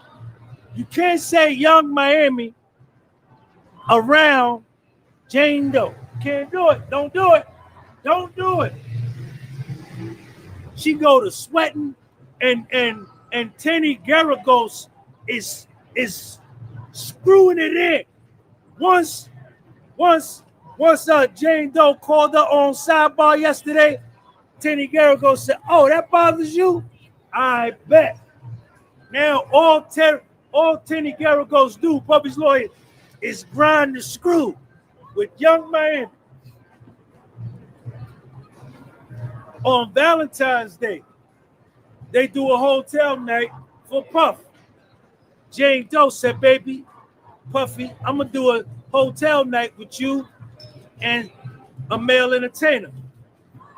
And she goes to the hotel or either to an Airbnb, and she puts red heart balloons all in the thing, candles, and rose petals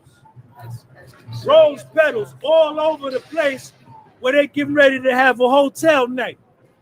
This Jane Doe, she's supposed to be trafficked. That's what they say. She's doing this on her own. She went and put rose petals, candles, big balloons, all for Puff. Then she wrote Puffy a note Teny Geragos says, do you remember the note you wrote for Puffy? She said, I don't remember. Teny Geragos said, well, let me refresh your memory.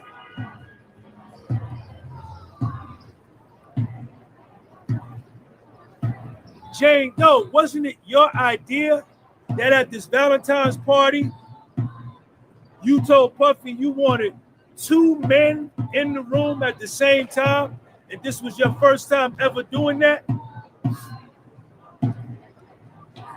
Jane Doe took a picture of her and Puffy at Nobu restaurant before a hotel night, and Teny Geragos says, what is Nobu?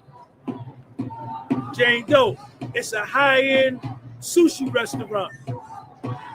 And we took pictures with the chef. And after we ate at Nobu, Carl and Don came over and we did a hotel night. March the 14th, Puffy texts Jane Doe, fuck it. Everybody could post whatever they want to post. Jane Doe texts Puffy back. Tell her to delete all that shit she put on Instagram. And this one was Gina. Uh-oh, watch out, y'all. Watch out. She's gonna start shooting. You can't say Gina or Young Miami or Jane Doe gonna start shooting. Watch out.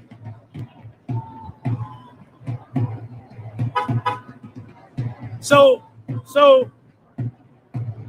now Puffy done went somewhere with Gina. Now he's somewhere with Gina. Jane Doe on the Instagram looking for something, and then when she see it, she mad she synced it.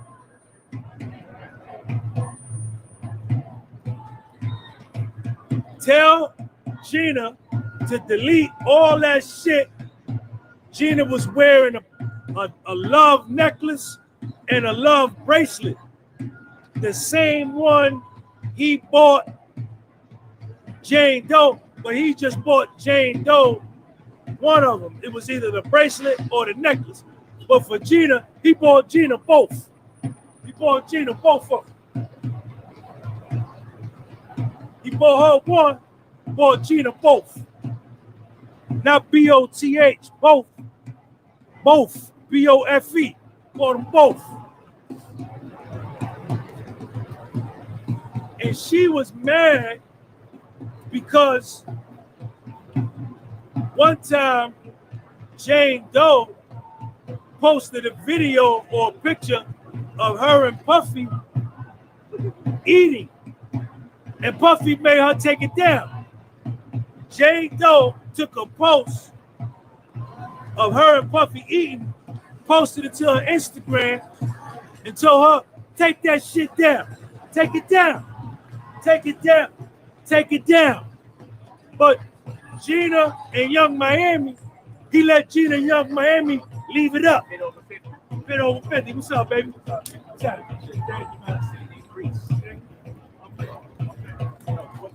What's up? Come over here. Come over here. So now I'm over at I'm at like 60 chin-ups first set, and I started messing with the weighted chin-ups. Gina and Young Miami. Yo, OG out of pocket. OG out of pocket for this. The running around, OG out of pocket. They shooting. Jane Doe shooting.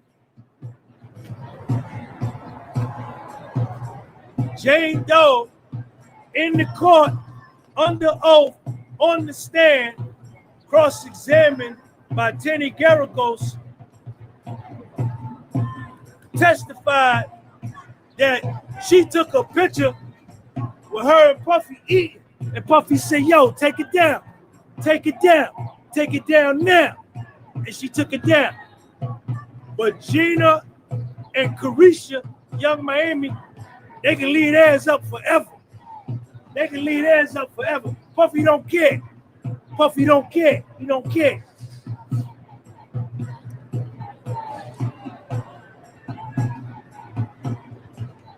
Puffy,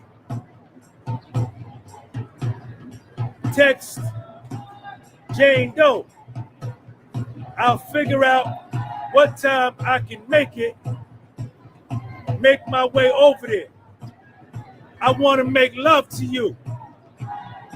No. Puffy texts Jane Doe. I'll figure out what time I can make my way over there. Jane Doe texts him back.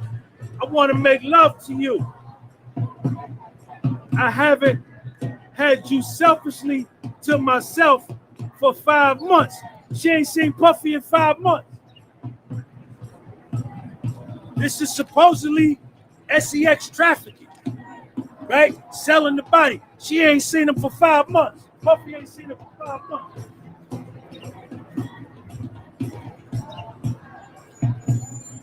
Puffy texts Jane Doe. Are you horny or is it just me? What you think about? Jane Doe, me too.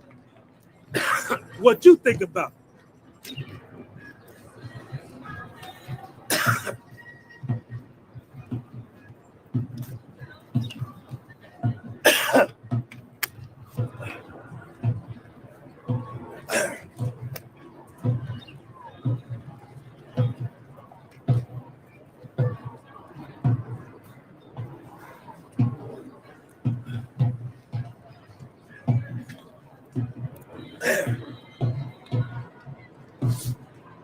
Jane Doe, tomorrow is good. Today is no good. Puffy say tomorrow's no good. Puffy say this weekend is good. FaceTime me so I can see you. On April 13th, they have a hotel night.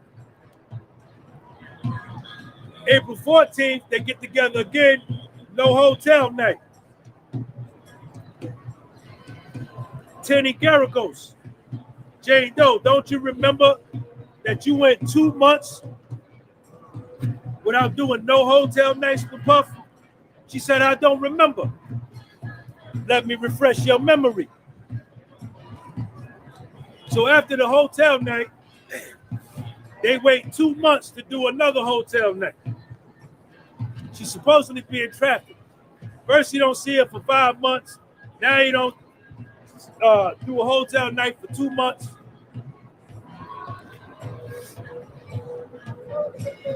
On April the 20th, 2022, you saw Puffy, no hotel night. You spent the night with him. Do you remember that?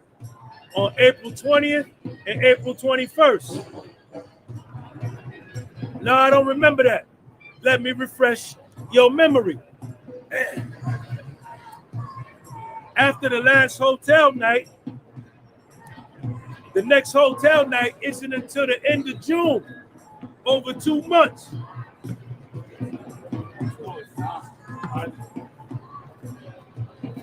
Over 2 months. Puffy, on June 19th, Puffy texts Jane Doe, what you in the mood for? Jane Doe, good time. Puffy, you plan something for you. Jane Doe, I know what you want, baby. Not in the mood. Puffy like, all good. What we gonna do?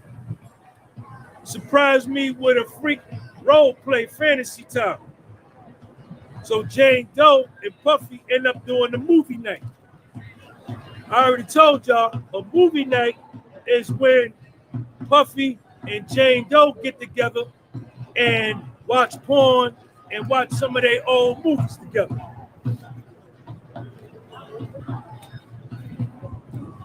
July 2022, Jane Doe to Puffy, what you been thinking about?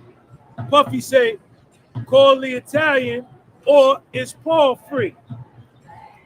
When Jane Doe sees the name Paul, she double taps it for a like she's choosing that. Before that, Puffy said to Jane Doe, I'm jerking my dick thinking about how nasty you gonna be. Jane Doe, text Puffy back, "You make me come," with the emoji with the tongue out, like that. "Let me know where we're gonna meet." Puffy, "Paul is coming at 11. Jane Doe gets up, goes to the sex store. She buys outfits, stripper shoes, male erection pills, shorts. She buys special shorts for Paul and Puffy to wear while they're having this hotel night. And then she buys whips. Jane Doe buys whips.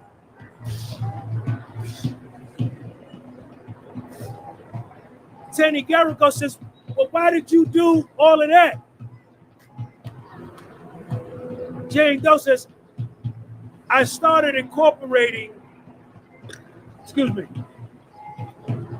these men wearing shorts so I could get turned on. This was my idea." And Puffy and the entertainer would wear matching shorts. They would wear the same colors, same shorts that Jane Doe got in her car and drove to the sex store to buy for them. She says, "The reason I did that is because it wasn't fun winding these guys up, and I wanted them to be erect faster." And she used to buy the big rhino pills for them from the sex store. So Teny Geragos says, "Oh, you didn't want the men using drugs off the street, but it was okay for you to buy them a certain kind of drug from the sex store."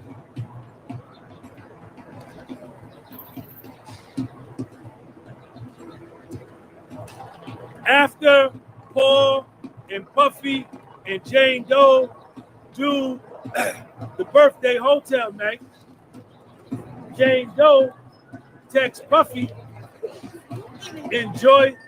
"I enjoyed my birthday. The video was fire." It sends him an emoji. Jane Doe says, "I had a great time. You are the best and the cutest." Puffy texts her back, "Do you want to do dinner? Pack a freak bag just in case." But they don't do no hotel night. That's July 23rd, 2022. July 27th, 2022. Puffy say, "What you want to do?" Jane Doe, "I may be available later. Are you horny for me?" Puffy, "Can you? I'm about to work out with Paul and then meet up with you." So Puffy and his personal trainer, Paul, they used to knock down Jane Doe together. Paul was Puffy's personal trainer.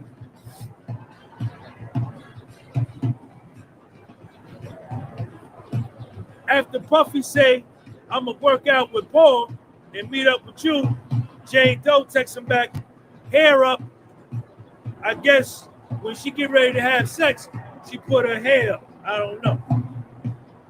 Puffy said, "What time are you ready? Did you hit the Italian?" Jane Doe says, "No, ew, not the Italian." Puffy said, "Okay, no go." Then Puffy said, "Paul is all we need." Jane Doe said, "I have to stop by the store unless you want to go so we could get a head start." After that hotel night, she spent several nights with Puffy at his house. August 29th, August 30th, hotel night with Paul and Puffy at her house. August 31st, after she do the hotel night with Paul and Puffy, she texts Puffy, "I had so much fun, baby. I got on my knees and I thank God for you. I thank God for your friendship. I thank God for my healthy child and everything that you have done to help me and my child. We are friends for life. I will always be there for you.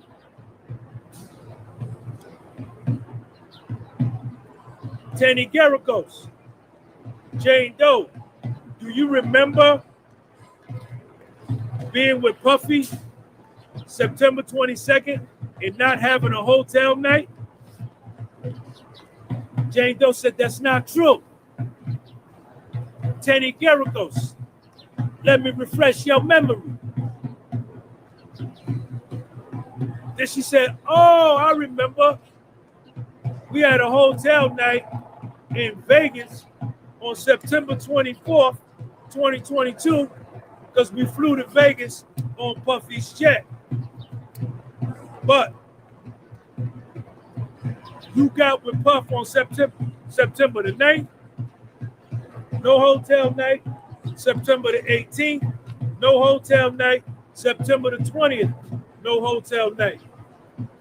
So what Teny Geragos is doing a great job in establishing. Hey, I'm gonna be honest. Yo, I'm gonna be honest. You know why I love the chat so much? Because I'll be sitting here thinking certain stuff, and I'll look at the chat, and somebody will say exactly what I'm thinking. Dude said, "It's get out of hand." It's like that poetry where it's like hearing the guys in the drums with the back and hearing him just like freestyle with the notes. This definitely feels like poetry night right now on the block. This is crazy. Is that her and Puffy spend a lot of time together, not having these hotel nights. You know what I'm saying? So this is not a situation where he's trafficking her. You understand? This is what Teny Geragos has done a great job in establishing.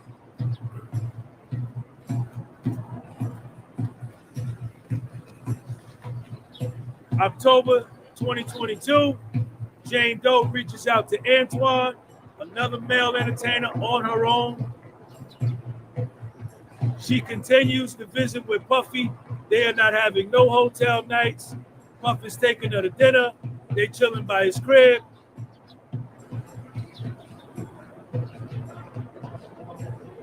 February 2023.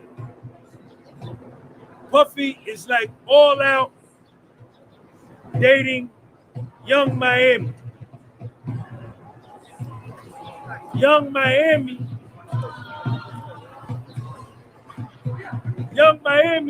and Jane Doe birthday around the same time. Jane Doe texts Puffy on February 3rd, 2023. Check Jane Doe out. Baby, do you think you could send me some money for my birthday dinner so I could get an outfit and I could pay the bill? She invited 13 to 14 of her friends to Los Angeles. She asked Puffy to pay for her dinner, her birthday dinner, for her and her friends. She asked Puffy for $15,000 to have a birthday party for her and her friend. $15,000.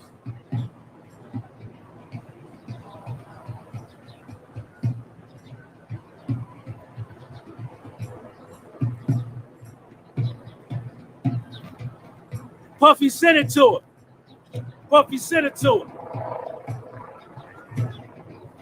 5 days later, Jane Doe is planning her birthday with Puff, and Puffy got them a suite at the Nobu restaurant, the Nobu hotel that had the Nobu restaurant.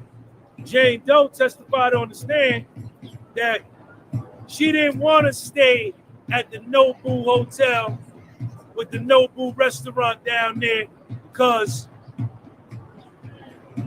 she don't get no exposure with Puff because they in the suite, they get on the elevator, they go into the restaurant, they eat, and then they go right back up to the room, and can't nobody see that her and Puff together.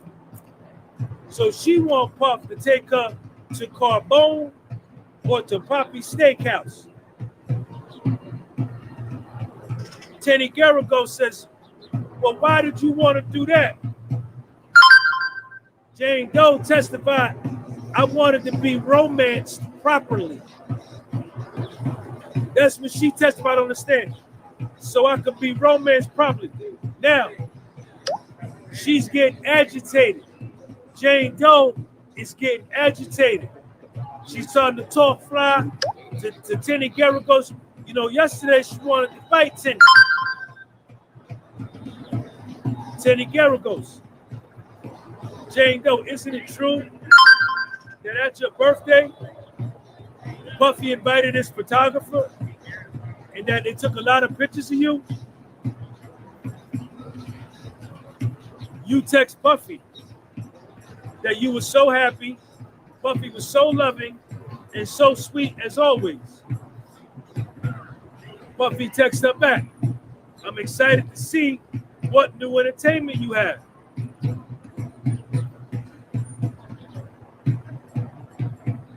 Teny Geragos, weren't you upset about your prior birthday when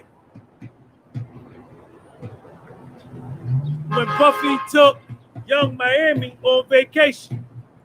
Jane Doe says, unfortunately, yes. And you told Puffy, get your ass off that island or else we ain't doing no more hotel nights. And then you shared under direct examination that you just accepted it.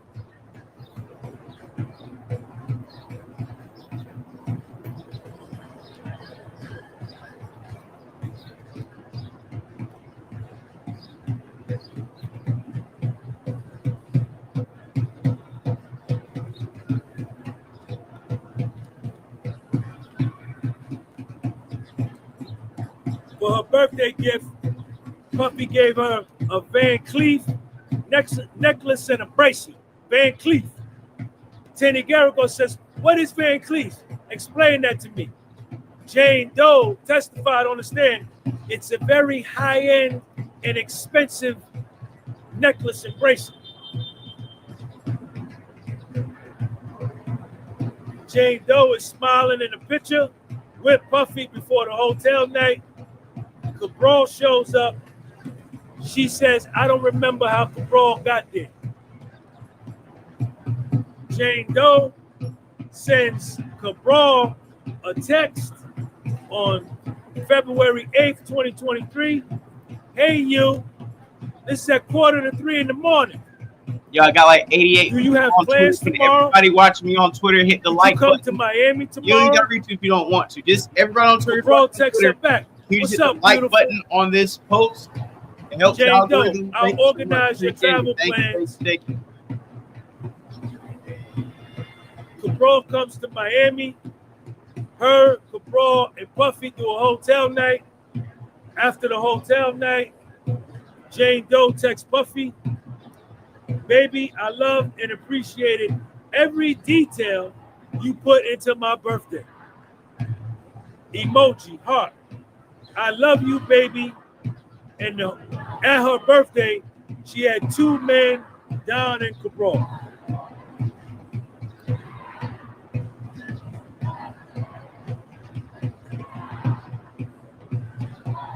Here we go again. Young Miami. Young Miami. Puffy and Young Miami go on vacation to Turks. Jane Doe texts Puffy, grow up and call me or we gonna have problems. You made me have sex with 3 men. I was mad.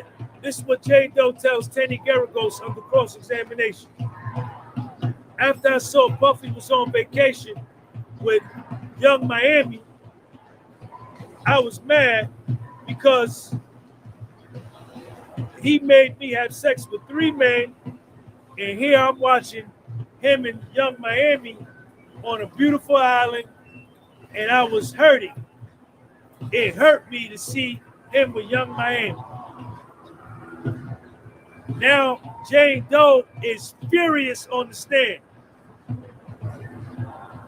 And Teny Geragos is asking her questions about Young Miami and Puffy, and she ain't answering no questions. Jane Doe, she's not cooperating, and she's pissed off.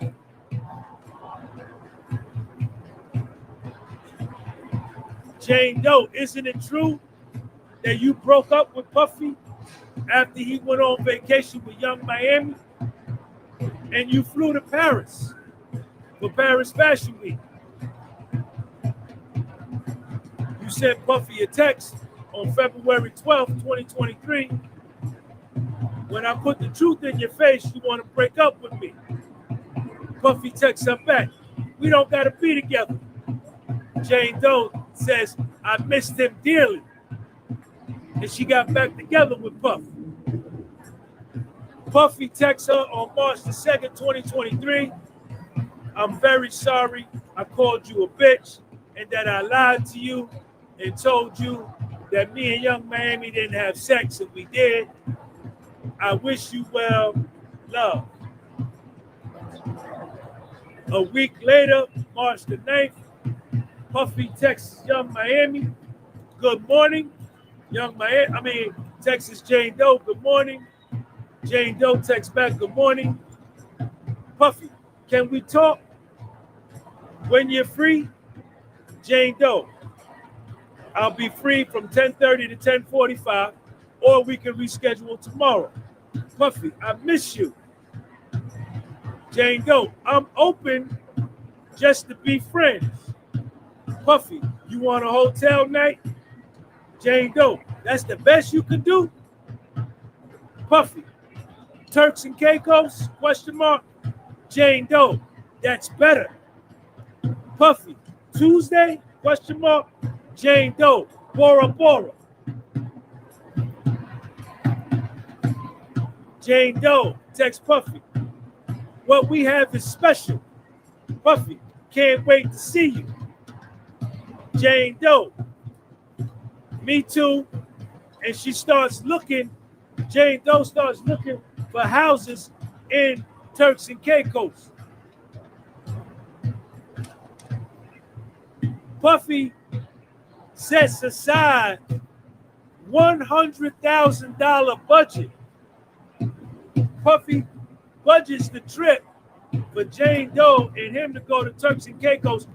He put aside $100,000 for this trip that she been begging him for, that he always take Gina.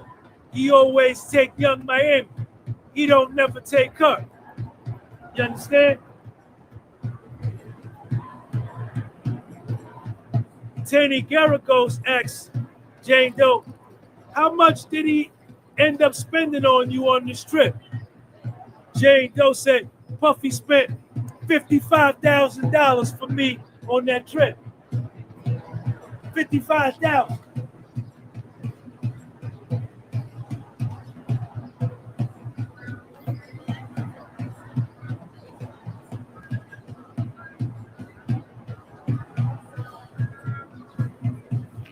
Before they go to Turks, Jane Doe flies to Miami. Jane Doe is taking pictures with Puffy, and they say, Puffy mad in the picture. Puff like this, because he mad because she went to Paris. She said, Jane Doe says, she liked, it was cute to see Puffy mad. Before they left to go to Turks, Jane Doe took ecstasy, went to the Mandarin, asked if Don could come for one round. Don came, and after that, they went to Turks and Caicos. Teny Geragos says, Jane Doe, under direct examination with Maureen Comey, you told Ms. Comey that if you knew Paul was coming to Turks and Caicos with you and Puff, you wouldn't have went.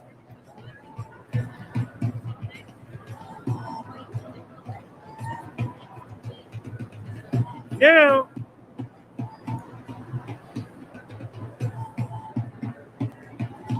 you text you first before y'all go to Turks and Caicos, Jane Doe. You text Cabral, hey you, how are you? Are you able to come to Turks and Caicos? So Jane Doe was going to invite Cabral to come to Turks and Caicos. She texts Cabral on her own. When they get to Turks and Caicos, Friday and Saturday, Paul was there, and she says that Paul was pleasant and nice. Puffy bought her a diamond bracelet. Teny Geragos says, you wanted diamonds, right? She was like, what? Teny Geragos, Puffy's lawyer. You wanted diamonds. You wrote that in one of your notes that you like diamonds. I don't remember saying that. Let me refresh your memory. When Teny Geragos exposed Jane Doe for writing in her notes that she wanted diamonds and brought it up, and Puffy bought her a diamond bracelet, she got an attitude on the stand. Jane Doe got an attitude on the stand. Paul came to the villa. Paul came to the villa in Turks and Caicos, and Jane Doe threw the bracelet. She threw the bracelet and ran out. After that, the judge said, let's take a 15-minute break. Let's take a 15-minute break.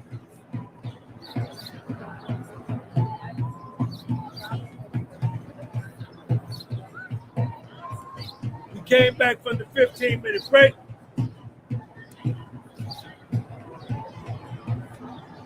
When Puffy and Jane Doe flew back from Turks and Caicos, Jane Doe invited Cabral to come to Miami to do a hotel night on her own.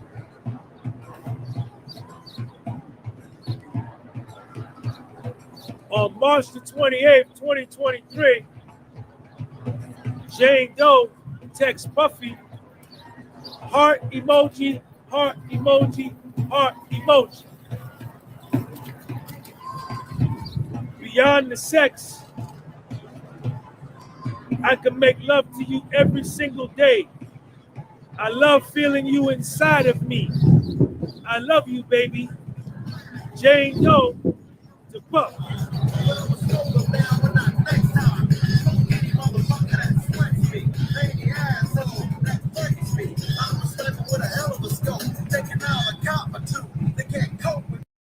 Kiss NWA, NWA.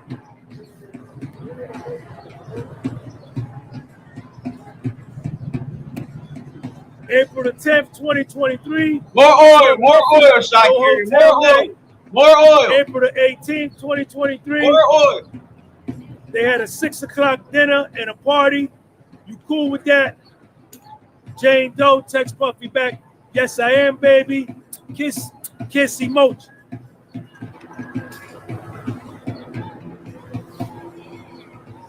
Jane Doe text Puffy, let me reach out to Paul. On April the 21st, 2023, April 21st, 2023, Jane Doe text Puffy, you are truly a blessing. I have never had a man that takes care of me the way you do.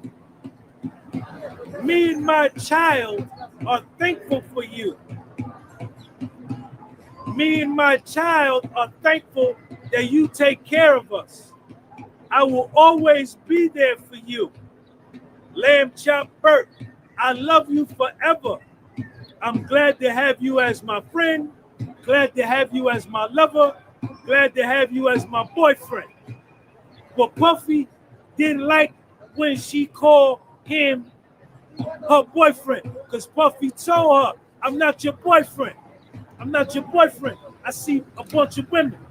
I got multiple women. Now, this was telling right here, right?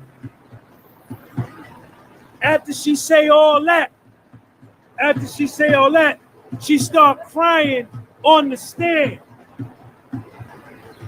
Teny Geragos says, do you need some time? Are you able to proceed? And this is Jane Doe.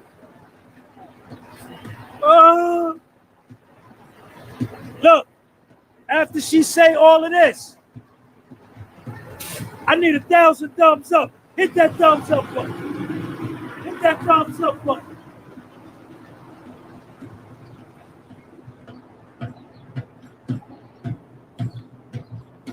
Jane Doe is on the stand. First, she was a defense witness for Puffy to help Puffy. Now, she's a prosecution witness. She cooperating against Puffy to send Puffy to prison for 30 years. April 21st, 2023. My love, you are truly a blessing. I have never met a man that take care of me the way you do. Me and my child are thankful for you. Her voice is cracking now. Her body language ain't no good. Me and my child are thankful for you taking care of us. I will always be there for you. How you gonna always be there for me and you understand cooperating against me? I love you forever. Glad to have you as my friend, my lover, my boyfriend. She started crying. Because she can't believe what she's doing. Everything this man did for her, paying her rent, still paying her lawyer now, taking care of her and her child. Because she said her child's father wasn't really getting down with him like that. And she understands cooperating against him. She can't, she's got psychological and spiritual conflict.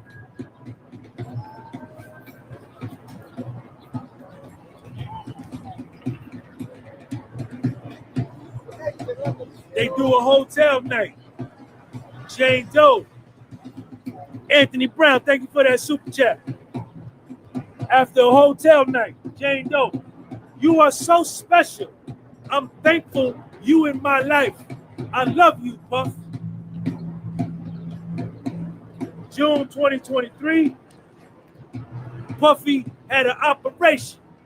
Puffy had some surgery, operation.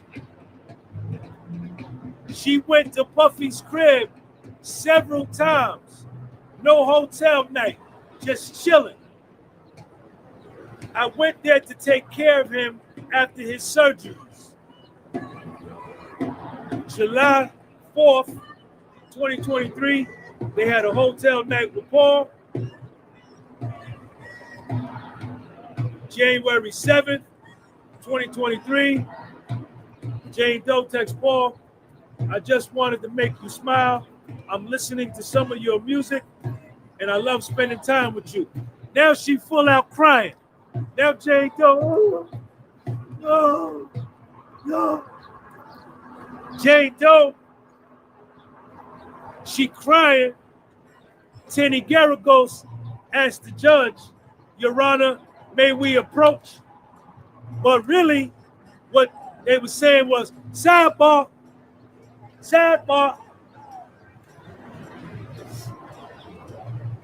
Sidebar, Jane Doe crying.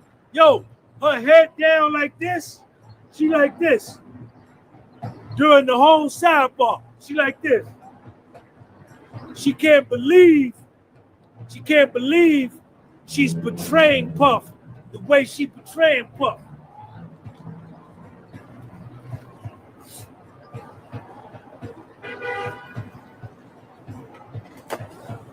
Here we go.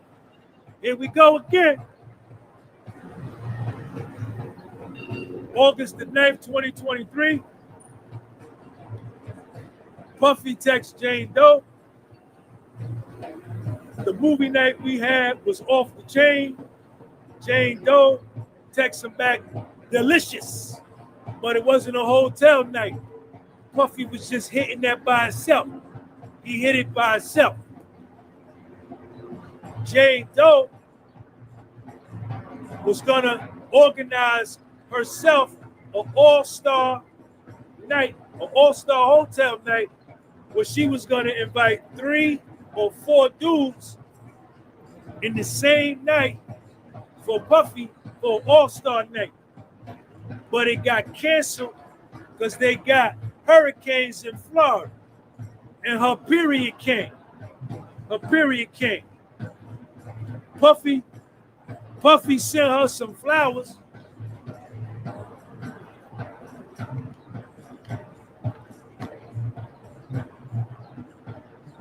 Puffy sent her some flowers. And then she got mad because Puffy sent Young Miami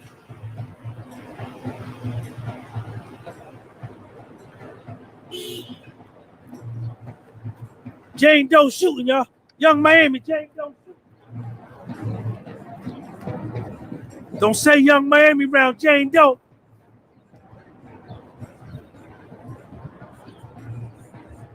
Puffy sent Jane Doe some flowers. But then Puffy sent Young Miami some flowers and a car. And Jane Doe got mad. Jane Doe got mad. Her flowers was bigger than mine, and you sent her a car. You ain't putting no car with mine. You ain't putting no car with mine. And then Jane Doe said, let's break up. Let's break up. And Jane Doe told Teny Geragos because Young Miami's message was more heartfelt than mine. On September 2023, on September 2023, Puffy went on Young Miami's podcast.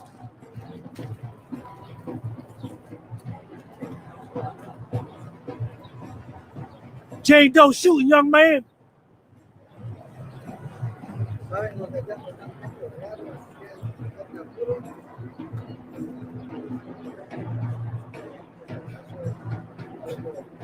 Jane Doe shooting Young Miami. Puffy went on Young Miami podcast.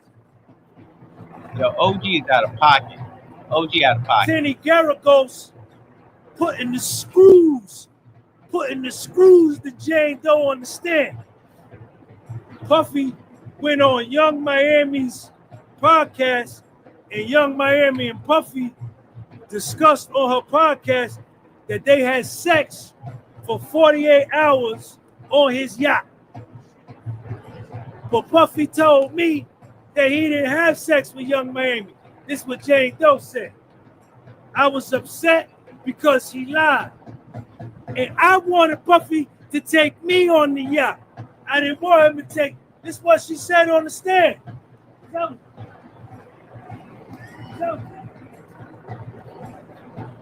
Yo, what's up, man?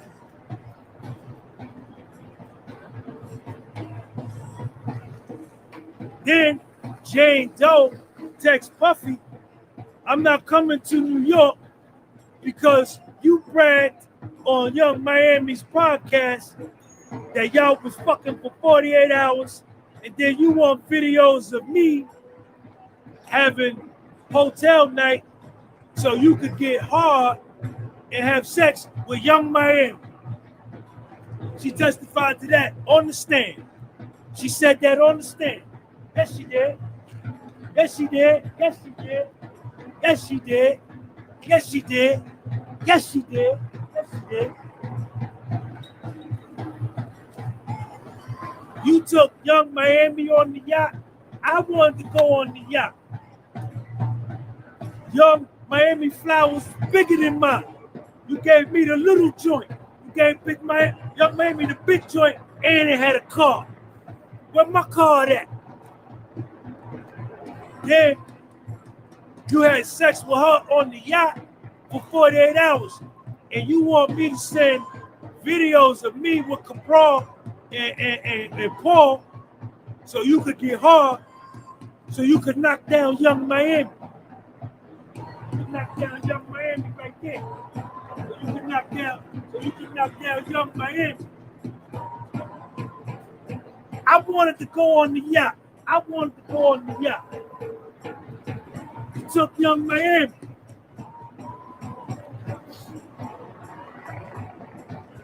I'm not coming to New York, but she come anyway. She still came. Jane Doe still came. When Jane Doe get to New York, Yo, she Rob. invite Cabral. Yo, Rob, just like Homeboy said at the top, with the nigga on the drums and him speaking like in like a freestyle, it's like Def Poetry Slam or Def Poetry in the Slammer.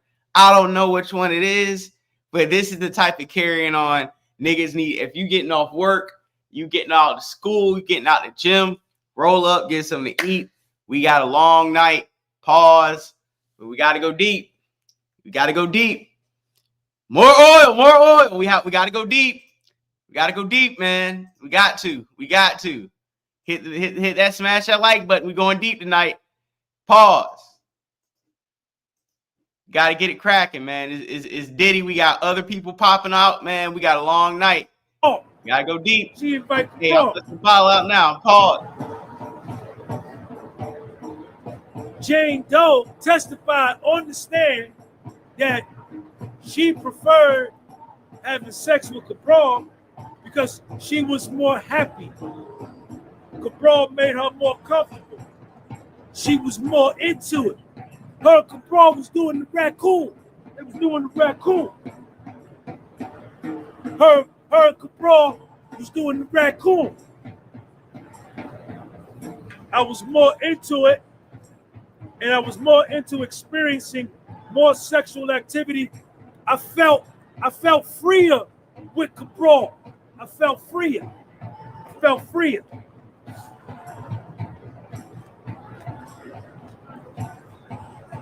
After she come to New York and do the raccoon with Cabral,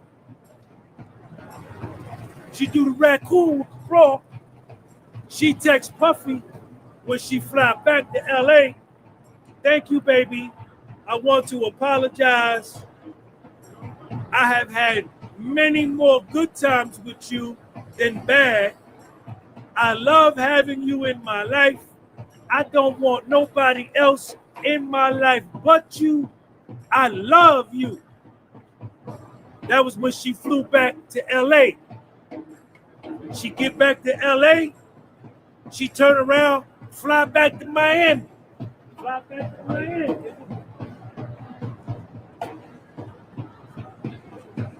When she get to Miami, October 15, 2023, I got everything written down, man. My notes is the best, man. Check me out. Watch how I drink my water. Check me out.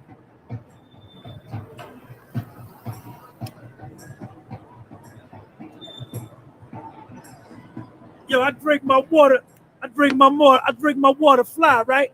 I drink my water better than you.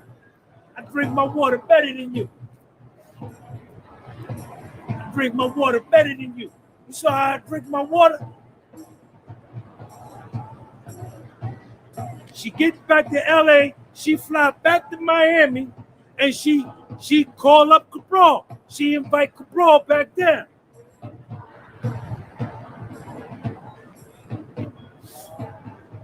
When she get back to Miami, she goes on Instagram and sees a photo of Puffy and Gina at a hotel in Los Angeles. Gina.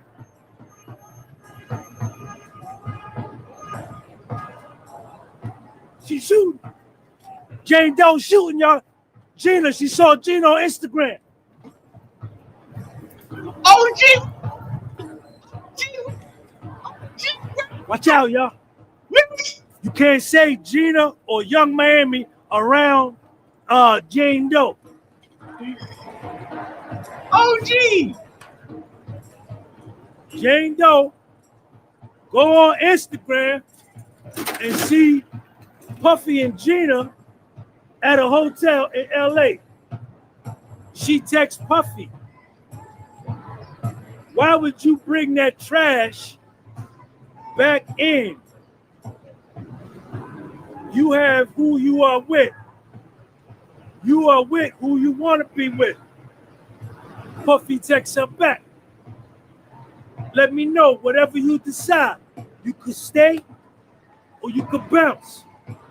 Puffy say, yo, you could stay here or you could dip. It don't matter. Jane Doe, you dipped your dick in that trash. I don't want that energy around me. Here you go with the bullshit, bringing the toxic cycle back into our life. Jane Doe testified on the stand that Puffy told her him and Gina had a lot of problems. Him and Gina used to fight all the time. Then she want to get clean. Puffy want to get clean. They don't want to get high no more. They tired of getting hot. They tired of getting hot. Right? Puffy say, yo, I don't want to get hot no more. Jane Doe said, yeah, me neither.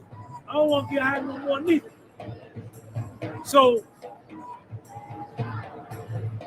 with them making the decision not to get high no more, they decide to do a sobriety party. Jane Doe is going to give Puffy a sobriety party. She's going to be with 3 men for 12 to 18 hours. And she agreed to it. But before that, she went 3 see guys Puffy at a concert.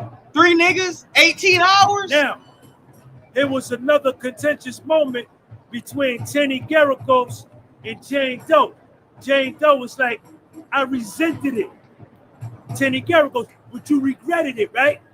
I resented it. Yes, Jane Doe. Is it true that you regretted it? I resented it. She getting fly with Teny Geragos. She getting fly with Teny Geragos. They go back and forth for like 40 seconds on the stand. Jury sitting right here. Jane Doe, I tried to break up with Puffy in the Equinox parking lot. I went to his house. He was depressed and I was depressed. We was both depressed. I spent the night by his house. Then Teny Geragos pulled up a video and played the video in the court in front of Jane Doe. So they played the video. We can't see the video. The only people that can see the videos is the witness and the jury, because she's under an anonymous name. But you can hear Puffy in the video. Puffy say, yo, nigga need a haircut. And he kissing Jane Doe. You hear kissing. And she giggling.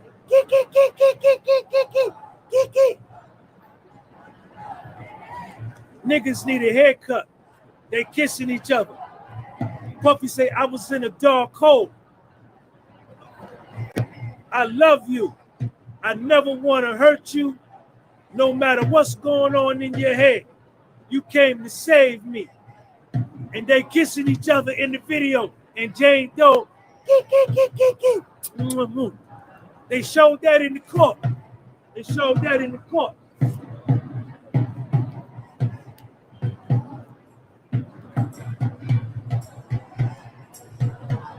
Then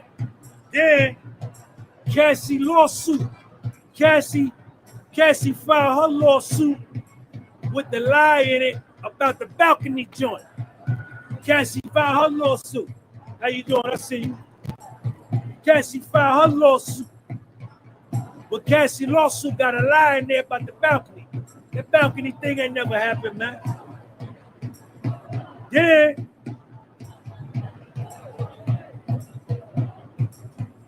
Puffy told Jane Doe that Cassie was one of his greatest loves ever.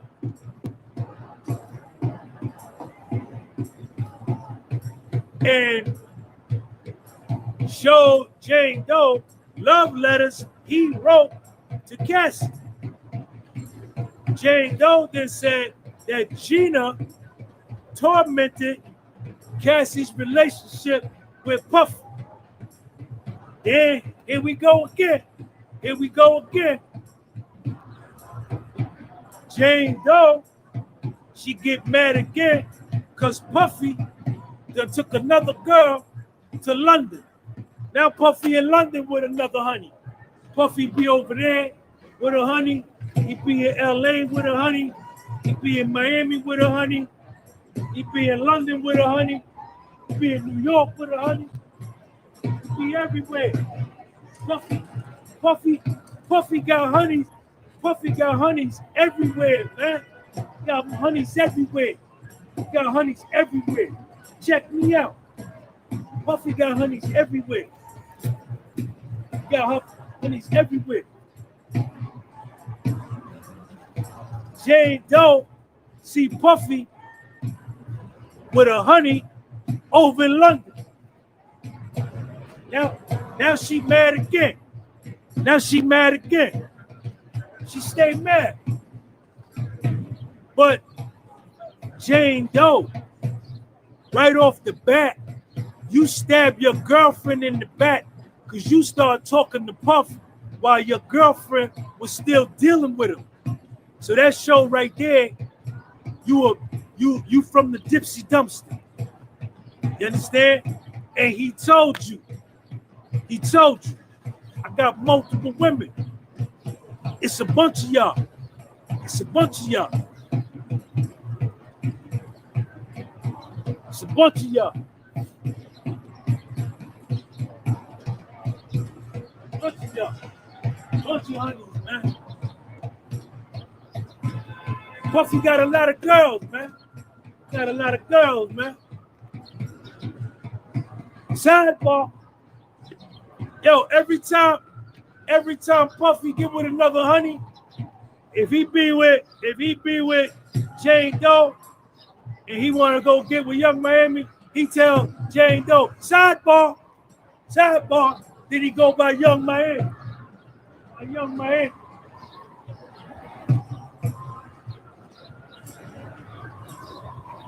Hold up, y'all. I got a phone call. Coming in. Hold up.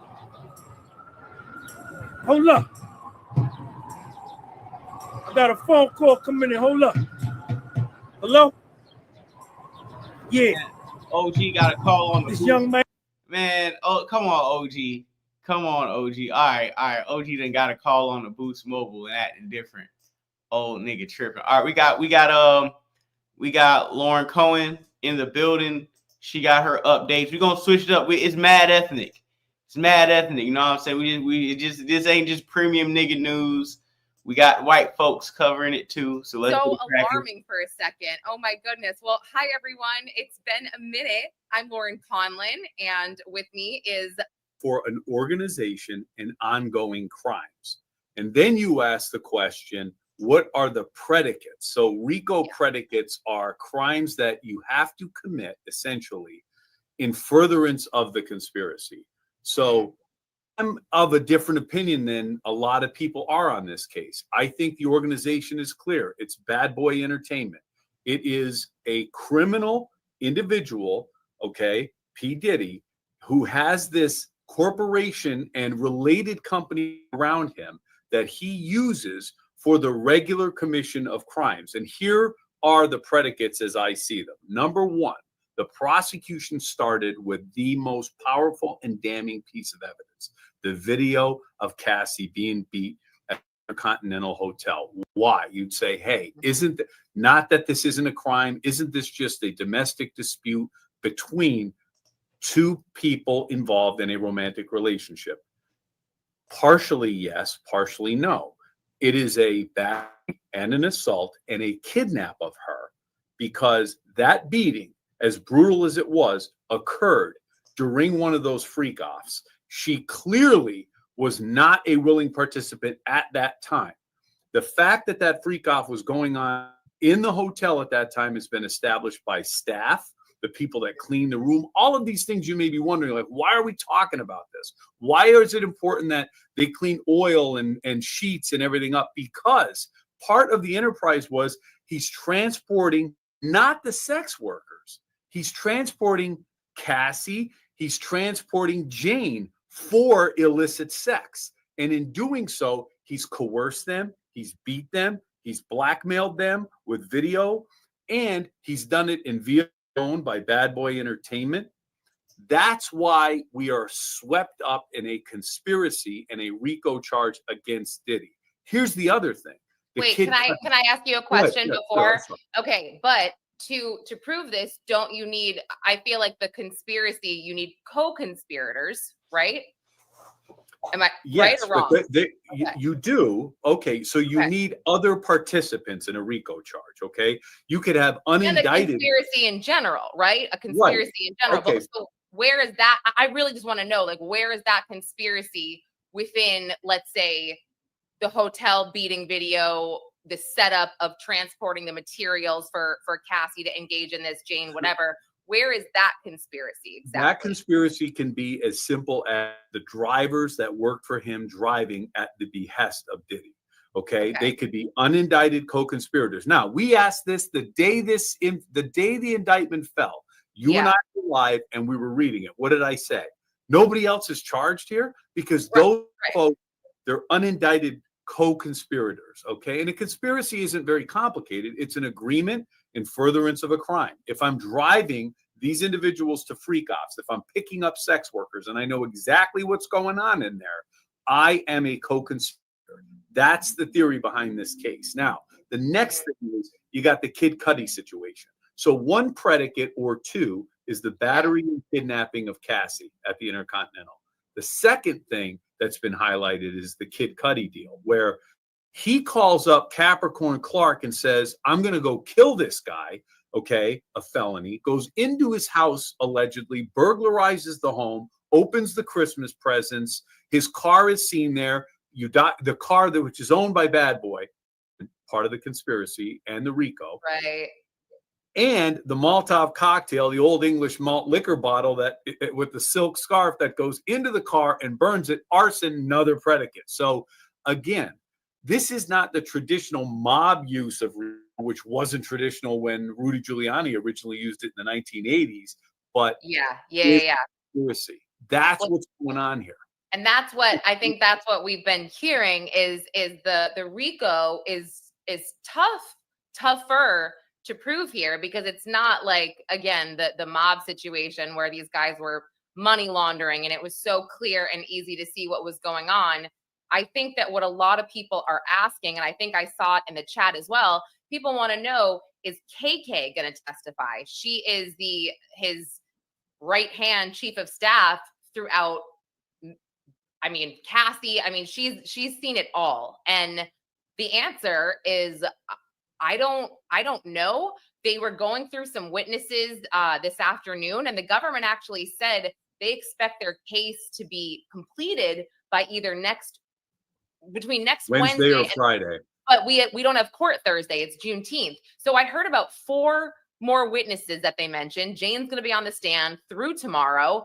I mean, I don't see KK testifying. I saw another assistant, and this assistant, Jonathan, I know that he is definitely going to corroborate some of Jane's testimony, because according to Jane, she said that he saw Diddy treat her unfairly, et cetera, and said, you know, like, you don't deserve this type of thing, setting up their hotel nights, whatever. So I think he's going to sort of corroborate. But yeah, I guess all of these assistants who now have immunity and proffer agreements could be considered, quote, co-conspirators.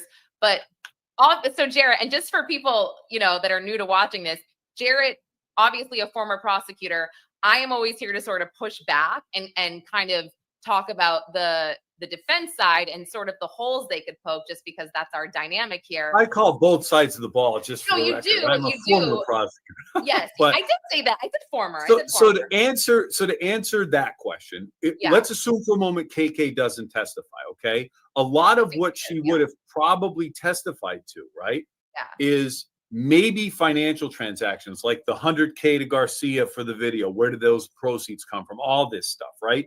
Yeah. Those monies, you can testify, you can have that documentation admitted through someone who may not be personally, through a business record exception to the hearsay rule under the federal rules. You can get the best evidence that KK may give you. Look, she may give you the stuff Capricorn was giving you or Mia was giving you, but without KK, you could still prove this. That's the thing. Like, I understand people are saying, in a traditional sense, this doesn't look like that. This does not look like a typical RICO case. The other thing people are saying is, look, these were consenting adults, right? These were folks that, all day. and look, that's a jagged pill for people to understand. It's difficult for people to understand Cassie staying for all those years, 15 years, right? And then Jane coming into the picture. It's weird. Jane was never really a girlfriend. She just seemed to be the replacement for the freak offs for Cassie.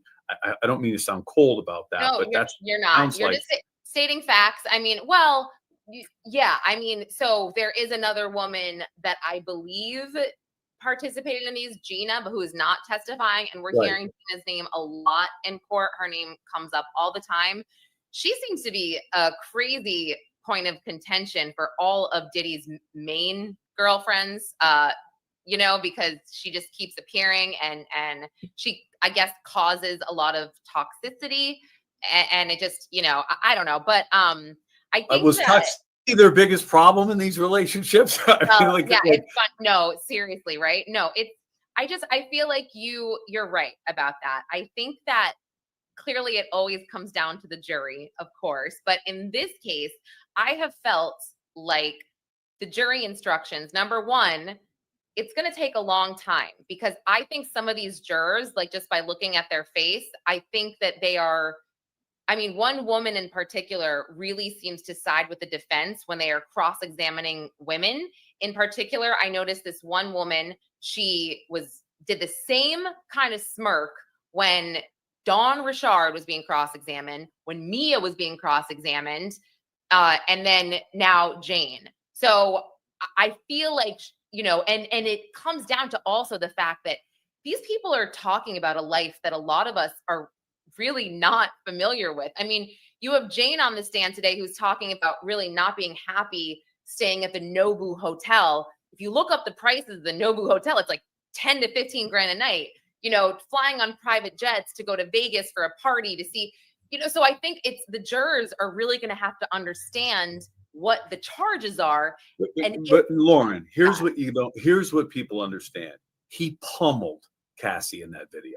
But I'm not talking about that. If I'm prosecuting this case, though, but let me say this: if I'm prosecuting this case, okay, it's going to come down to whether or not the jury sees Cassie and Jane as consensual participants in these sex escapades with Diddy.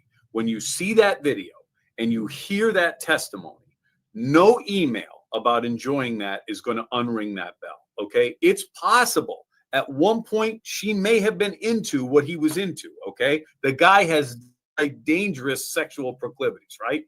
So at some point, anybody out there knows you can. A yes to a sexual escapade is not a yes forever. It could be withdrawn. You could become a voluntary participant. I understand. Now, what may speak to a jury? These women lived in the lap of luxury. They benefited from the relationship. He was giving them monies. Okay, his problem was throw cash and gifts at everybody in his life. I get that was a problem. Jurors are people.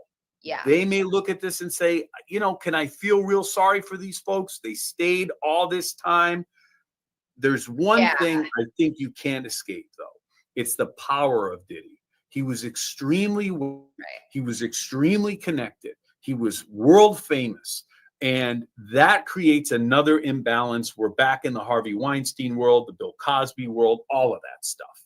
So it's okay. So let me say one thing that I thought about today, and this occurred yesterday, and I was talking to also somebody that is very close to the case on the government side, and you know, we're talking about all of this that we're hearing, and I kind of said to him, you know, I wonder what the jury's thinking, because we hear over and over how much Jane loves him, how she is placating to his fantasies about these escorts, setting things up. He offers a breakup, offers her 3 months, you know, whatever.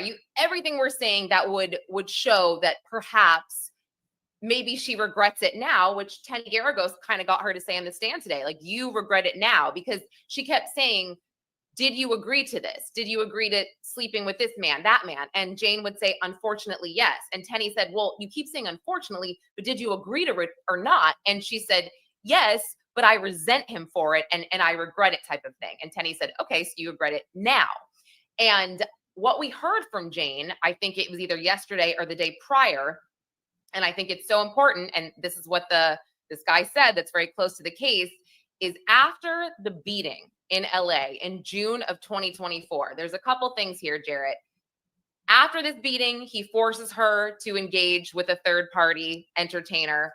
He holds out her hand, gives her this pill after he tells her to put makeup on, right? And basically tells her to take this effing pill and go out there and S this guy's D, F this guy, whatever she has to do. He doesn't want her to ruin his night. And she says, I don't want to do this. And he, you know, says, you're not going to ruin my night. And then he says to her, is this coercion? Okay. That right there, this guy, again, close to the case, he said, for me, if I'm a juror, that's all I need to hear. Now, what I found to be so interesting about this is the fact that what we heard this week is that March 2024, his house gets raided, Two-Star Island. Cassie's lawsuit came out prior to that, November of 2023. So, I mean, even when he got arrested, right? He had cash, he had drugs, he had FO material. So we heard from Agnifilo himself, and this was a big sidebar objection moment about questioning about his apology video and how Jane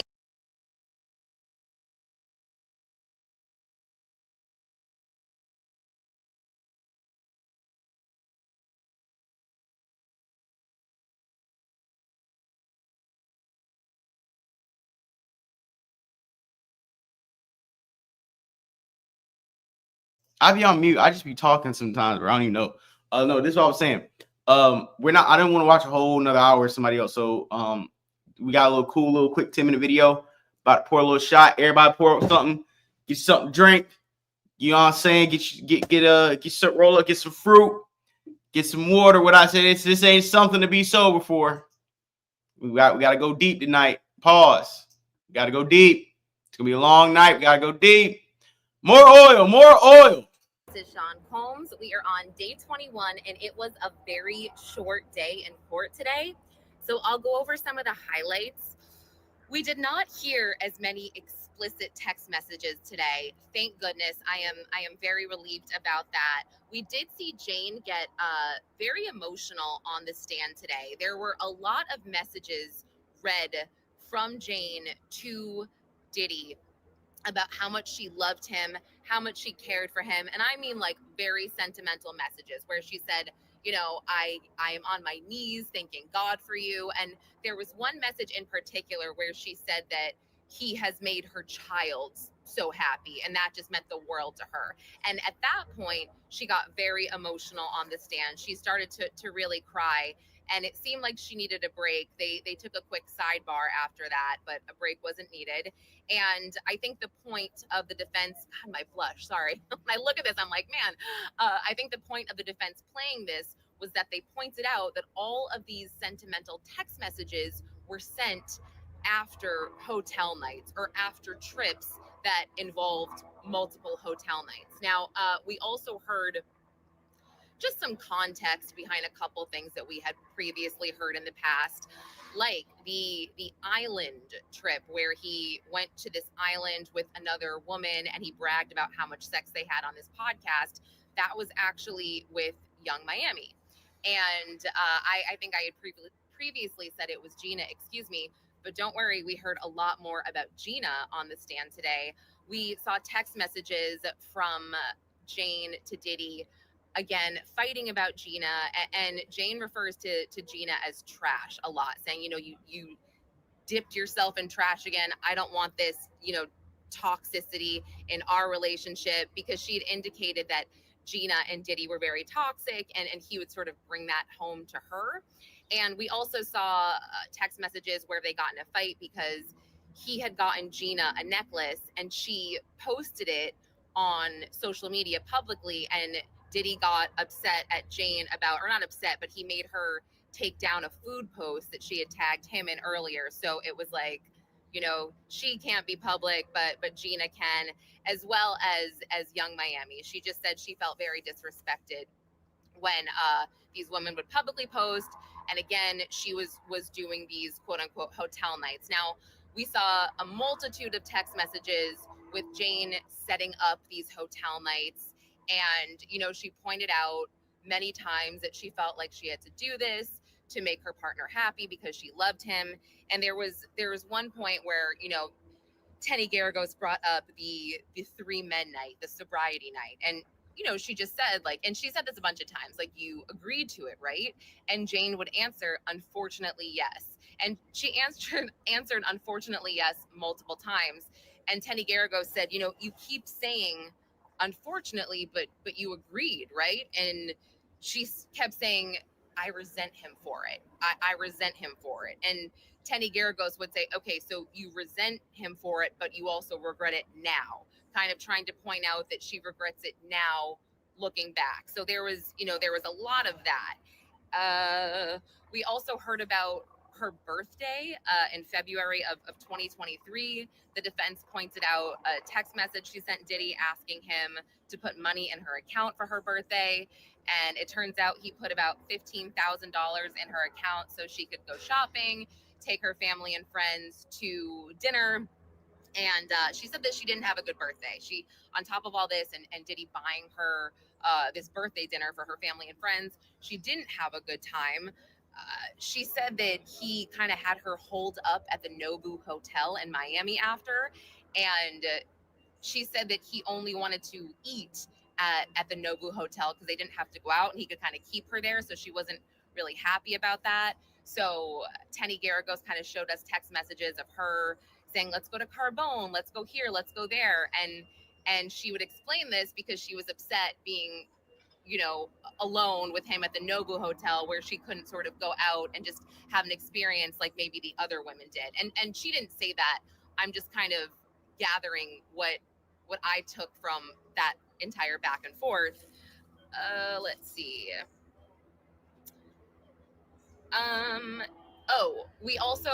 We heard about just, again, some times where she set up these hotel nights, and we heard that she bought matching shorts for Diddy and the entertainer because she didn't like the way that they would sort of come in, what they would be wearing. She also bought erectile dysfunction pills or pills that, I guess, I don't know what those are called, that, make a man perform. And she said she did this because she wanted the night to go faster. She didn't want it to be more work on her, so to speak.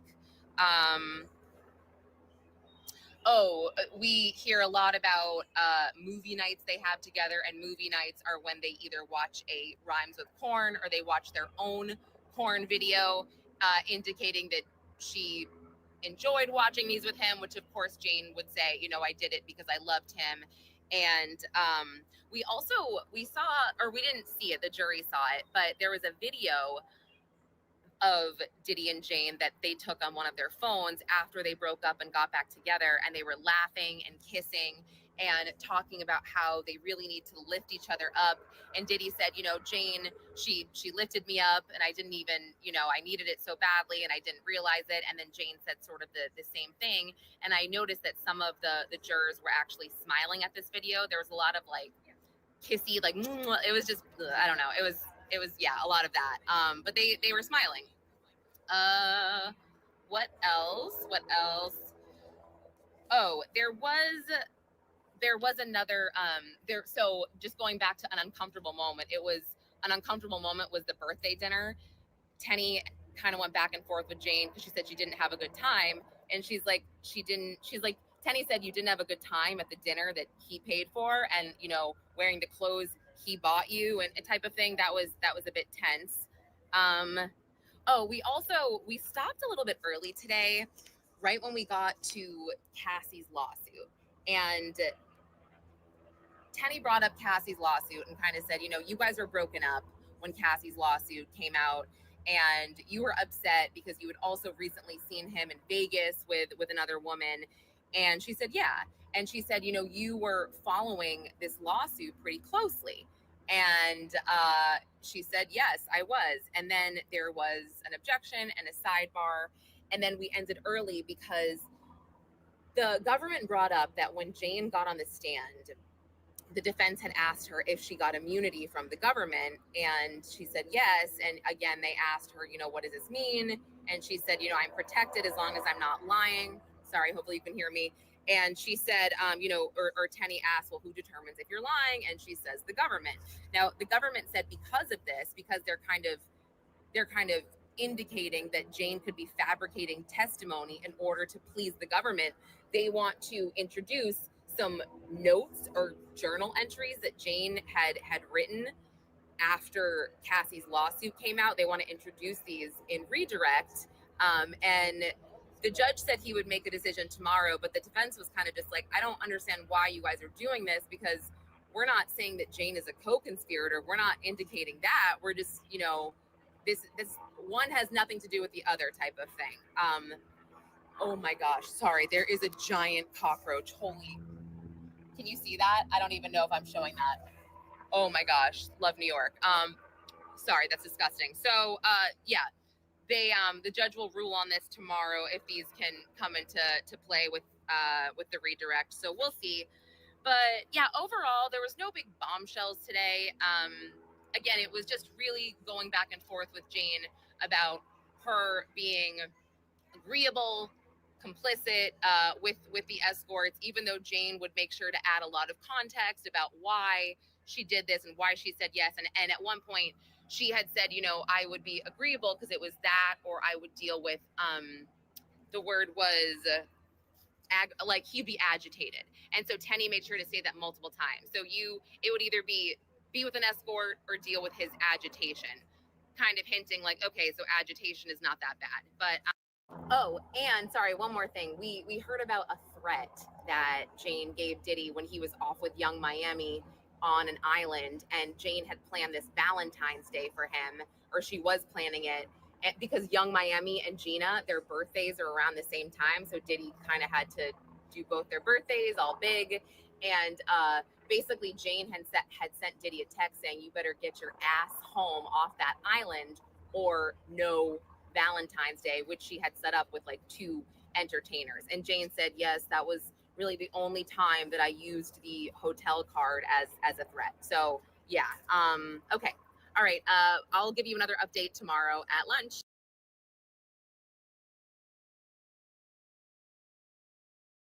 Yo, it is Perspective Facts Podcast. We are closing in on 3-hour mark. We've been live for 2 hours and 48 minutes. Thank you to everybody for the cash apps. Thank you for the super chats. Thank you for the subscribers. Went up a few subscribers. Thank you to the people. I got about like 10 people follow me on Twitter. Sorry that I'm taking out my hair. My bad. I gotta take out my hair today. But thank you guys so much. I'm gonna go ahead and sign out. So my laptop is getting low, and I am getting I'm getting kind of tired. So it's cool. I'm probably gonna come back later on tonight if I'm not drunk or anything, but I'm about to like take the rest of my hair out, chill out for a little bit. So thank you to everybody who contributed in the chat, who subscribed, who hit the like button, hit the follow button. You guys have a wonderful night. Thank you so much. And I will see you guys tomorrow. Hey, Larry, Rob, everybody who was at work yesterday, yo, I'm coming back tomorrow, work hours. We doing another work hour show. And I really appreciate like my real friends I grew up with. Because the big thing I heard today was, nigga, you wasn't live during work. Nigga, I was at work. Nigga, I was looking to see where you was at. Nigga, you been live. Nigga, keep going live at work. So listen, man, for now on, when y'all at work, nigga, I'm at work. How about that? So that's how we're going to do it. Tomorrow my hair going to be down. But like I said, for now on, if I ain't got nothing crazy going on, when y'all at work, I'm at work. I'll be right here streaming. Make sure you guys' work day goes by fast. And we're going to enjoy the rest of our evening. Peace out. I'm going to holler at you guys. Florida Boy J, 904. Peace, love, chicken grease. Stay black. Stay out of these marches. And I'm going to see you guys tomorrow. All right. Peace out.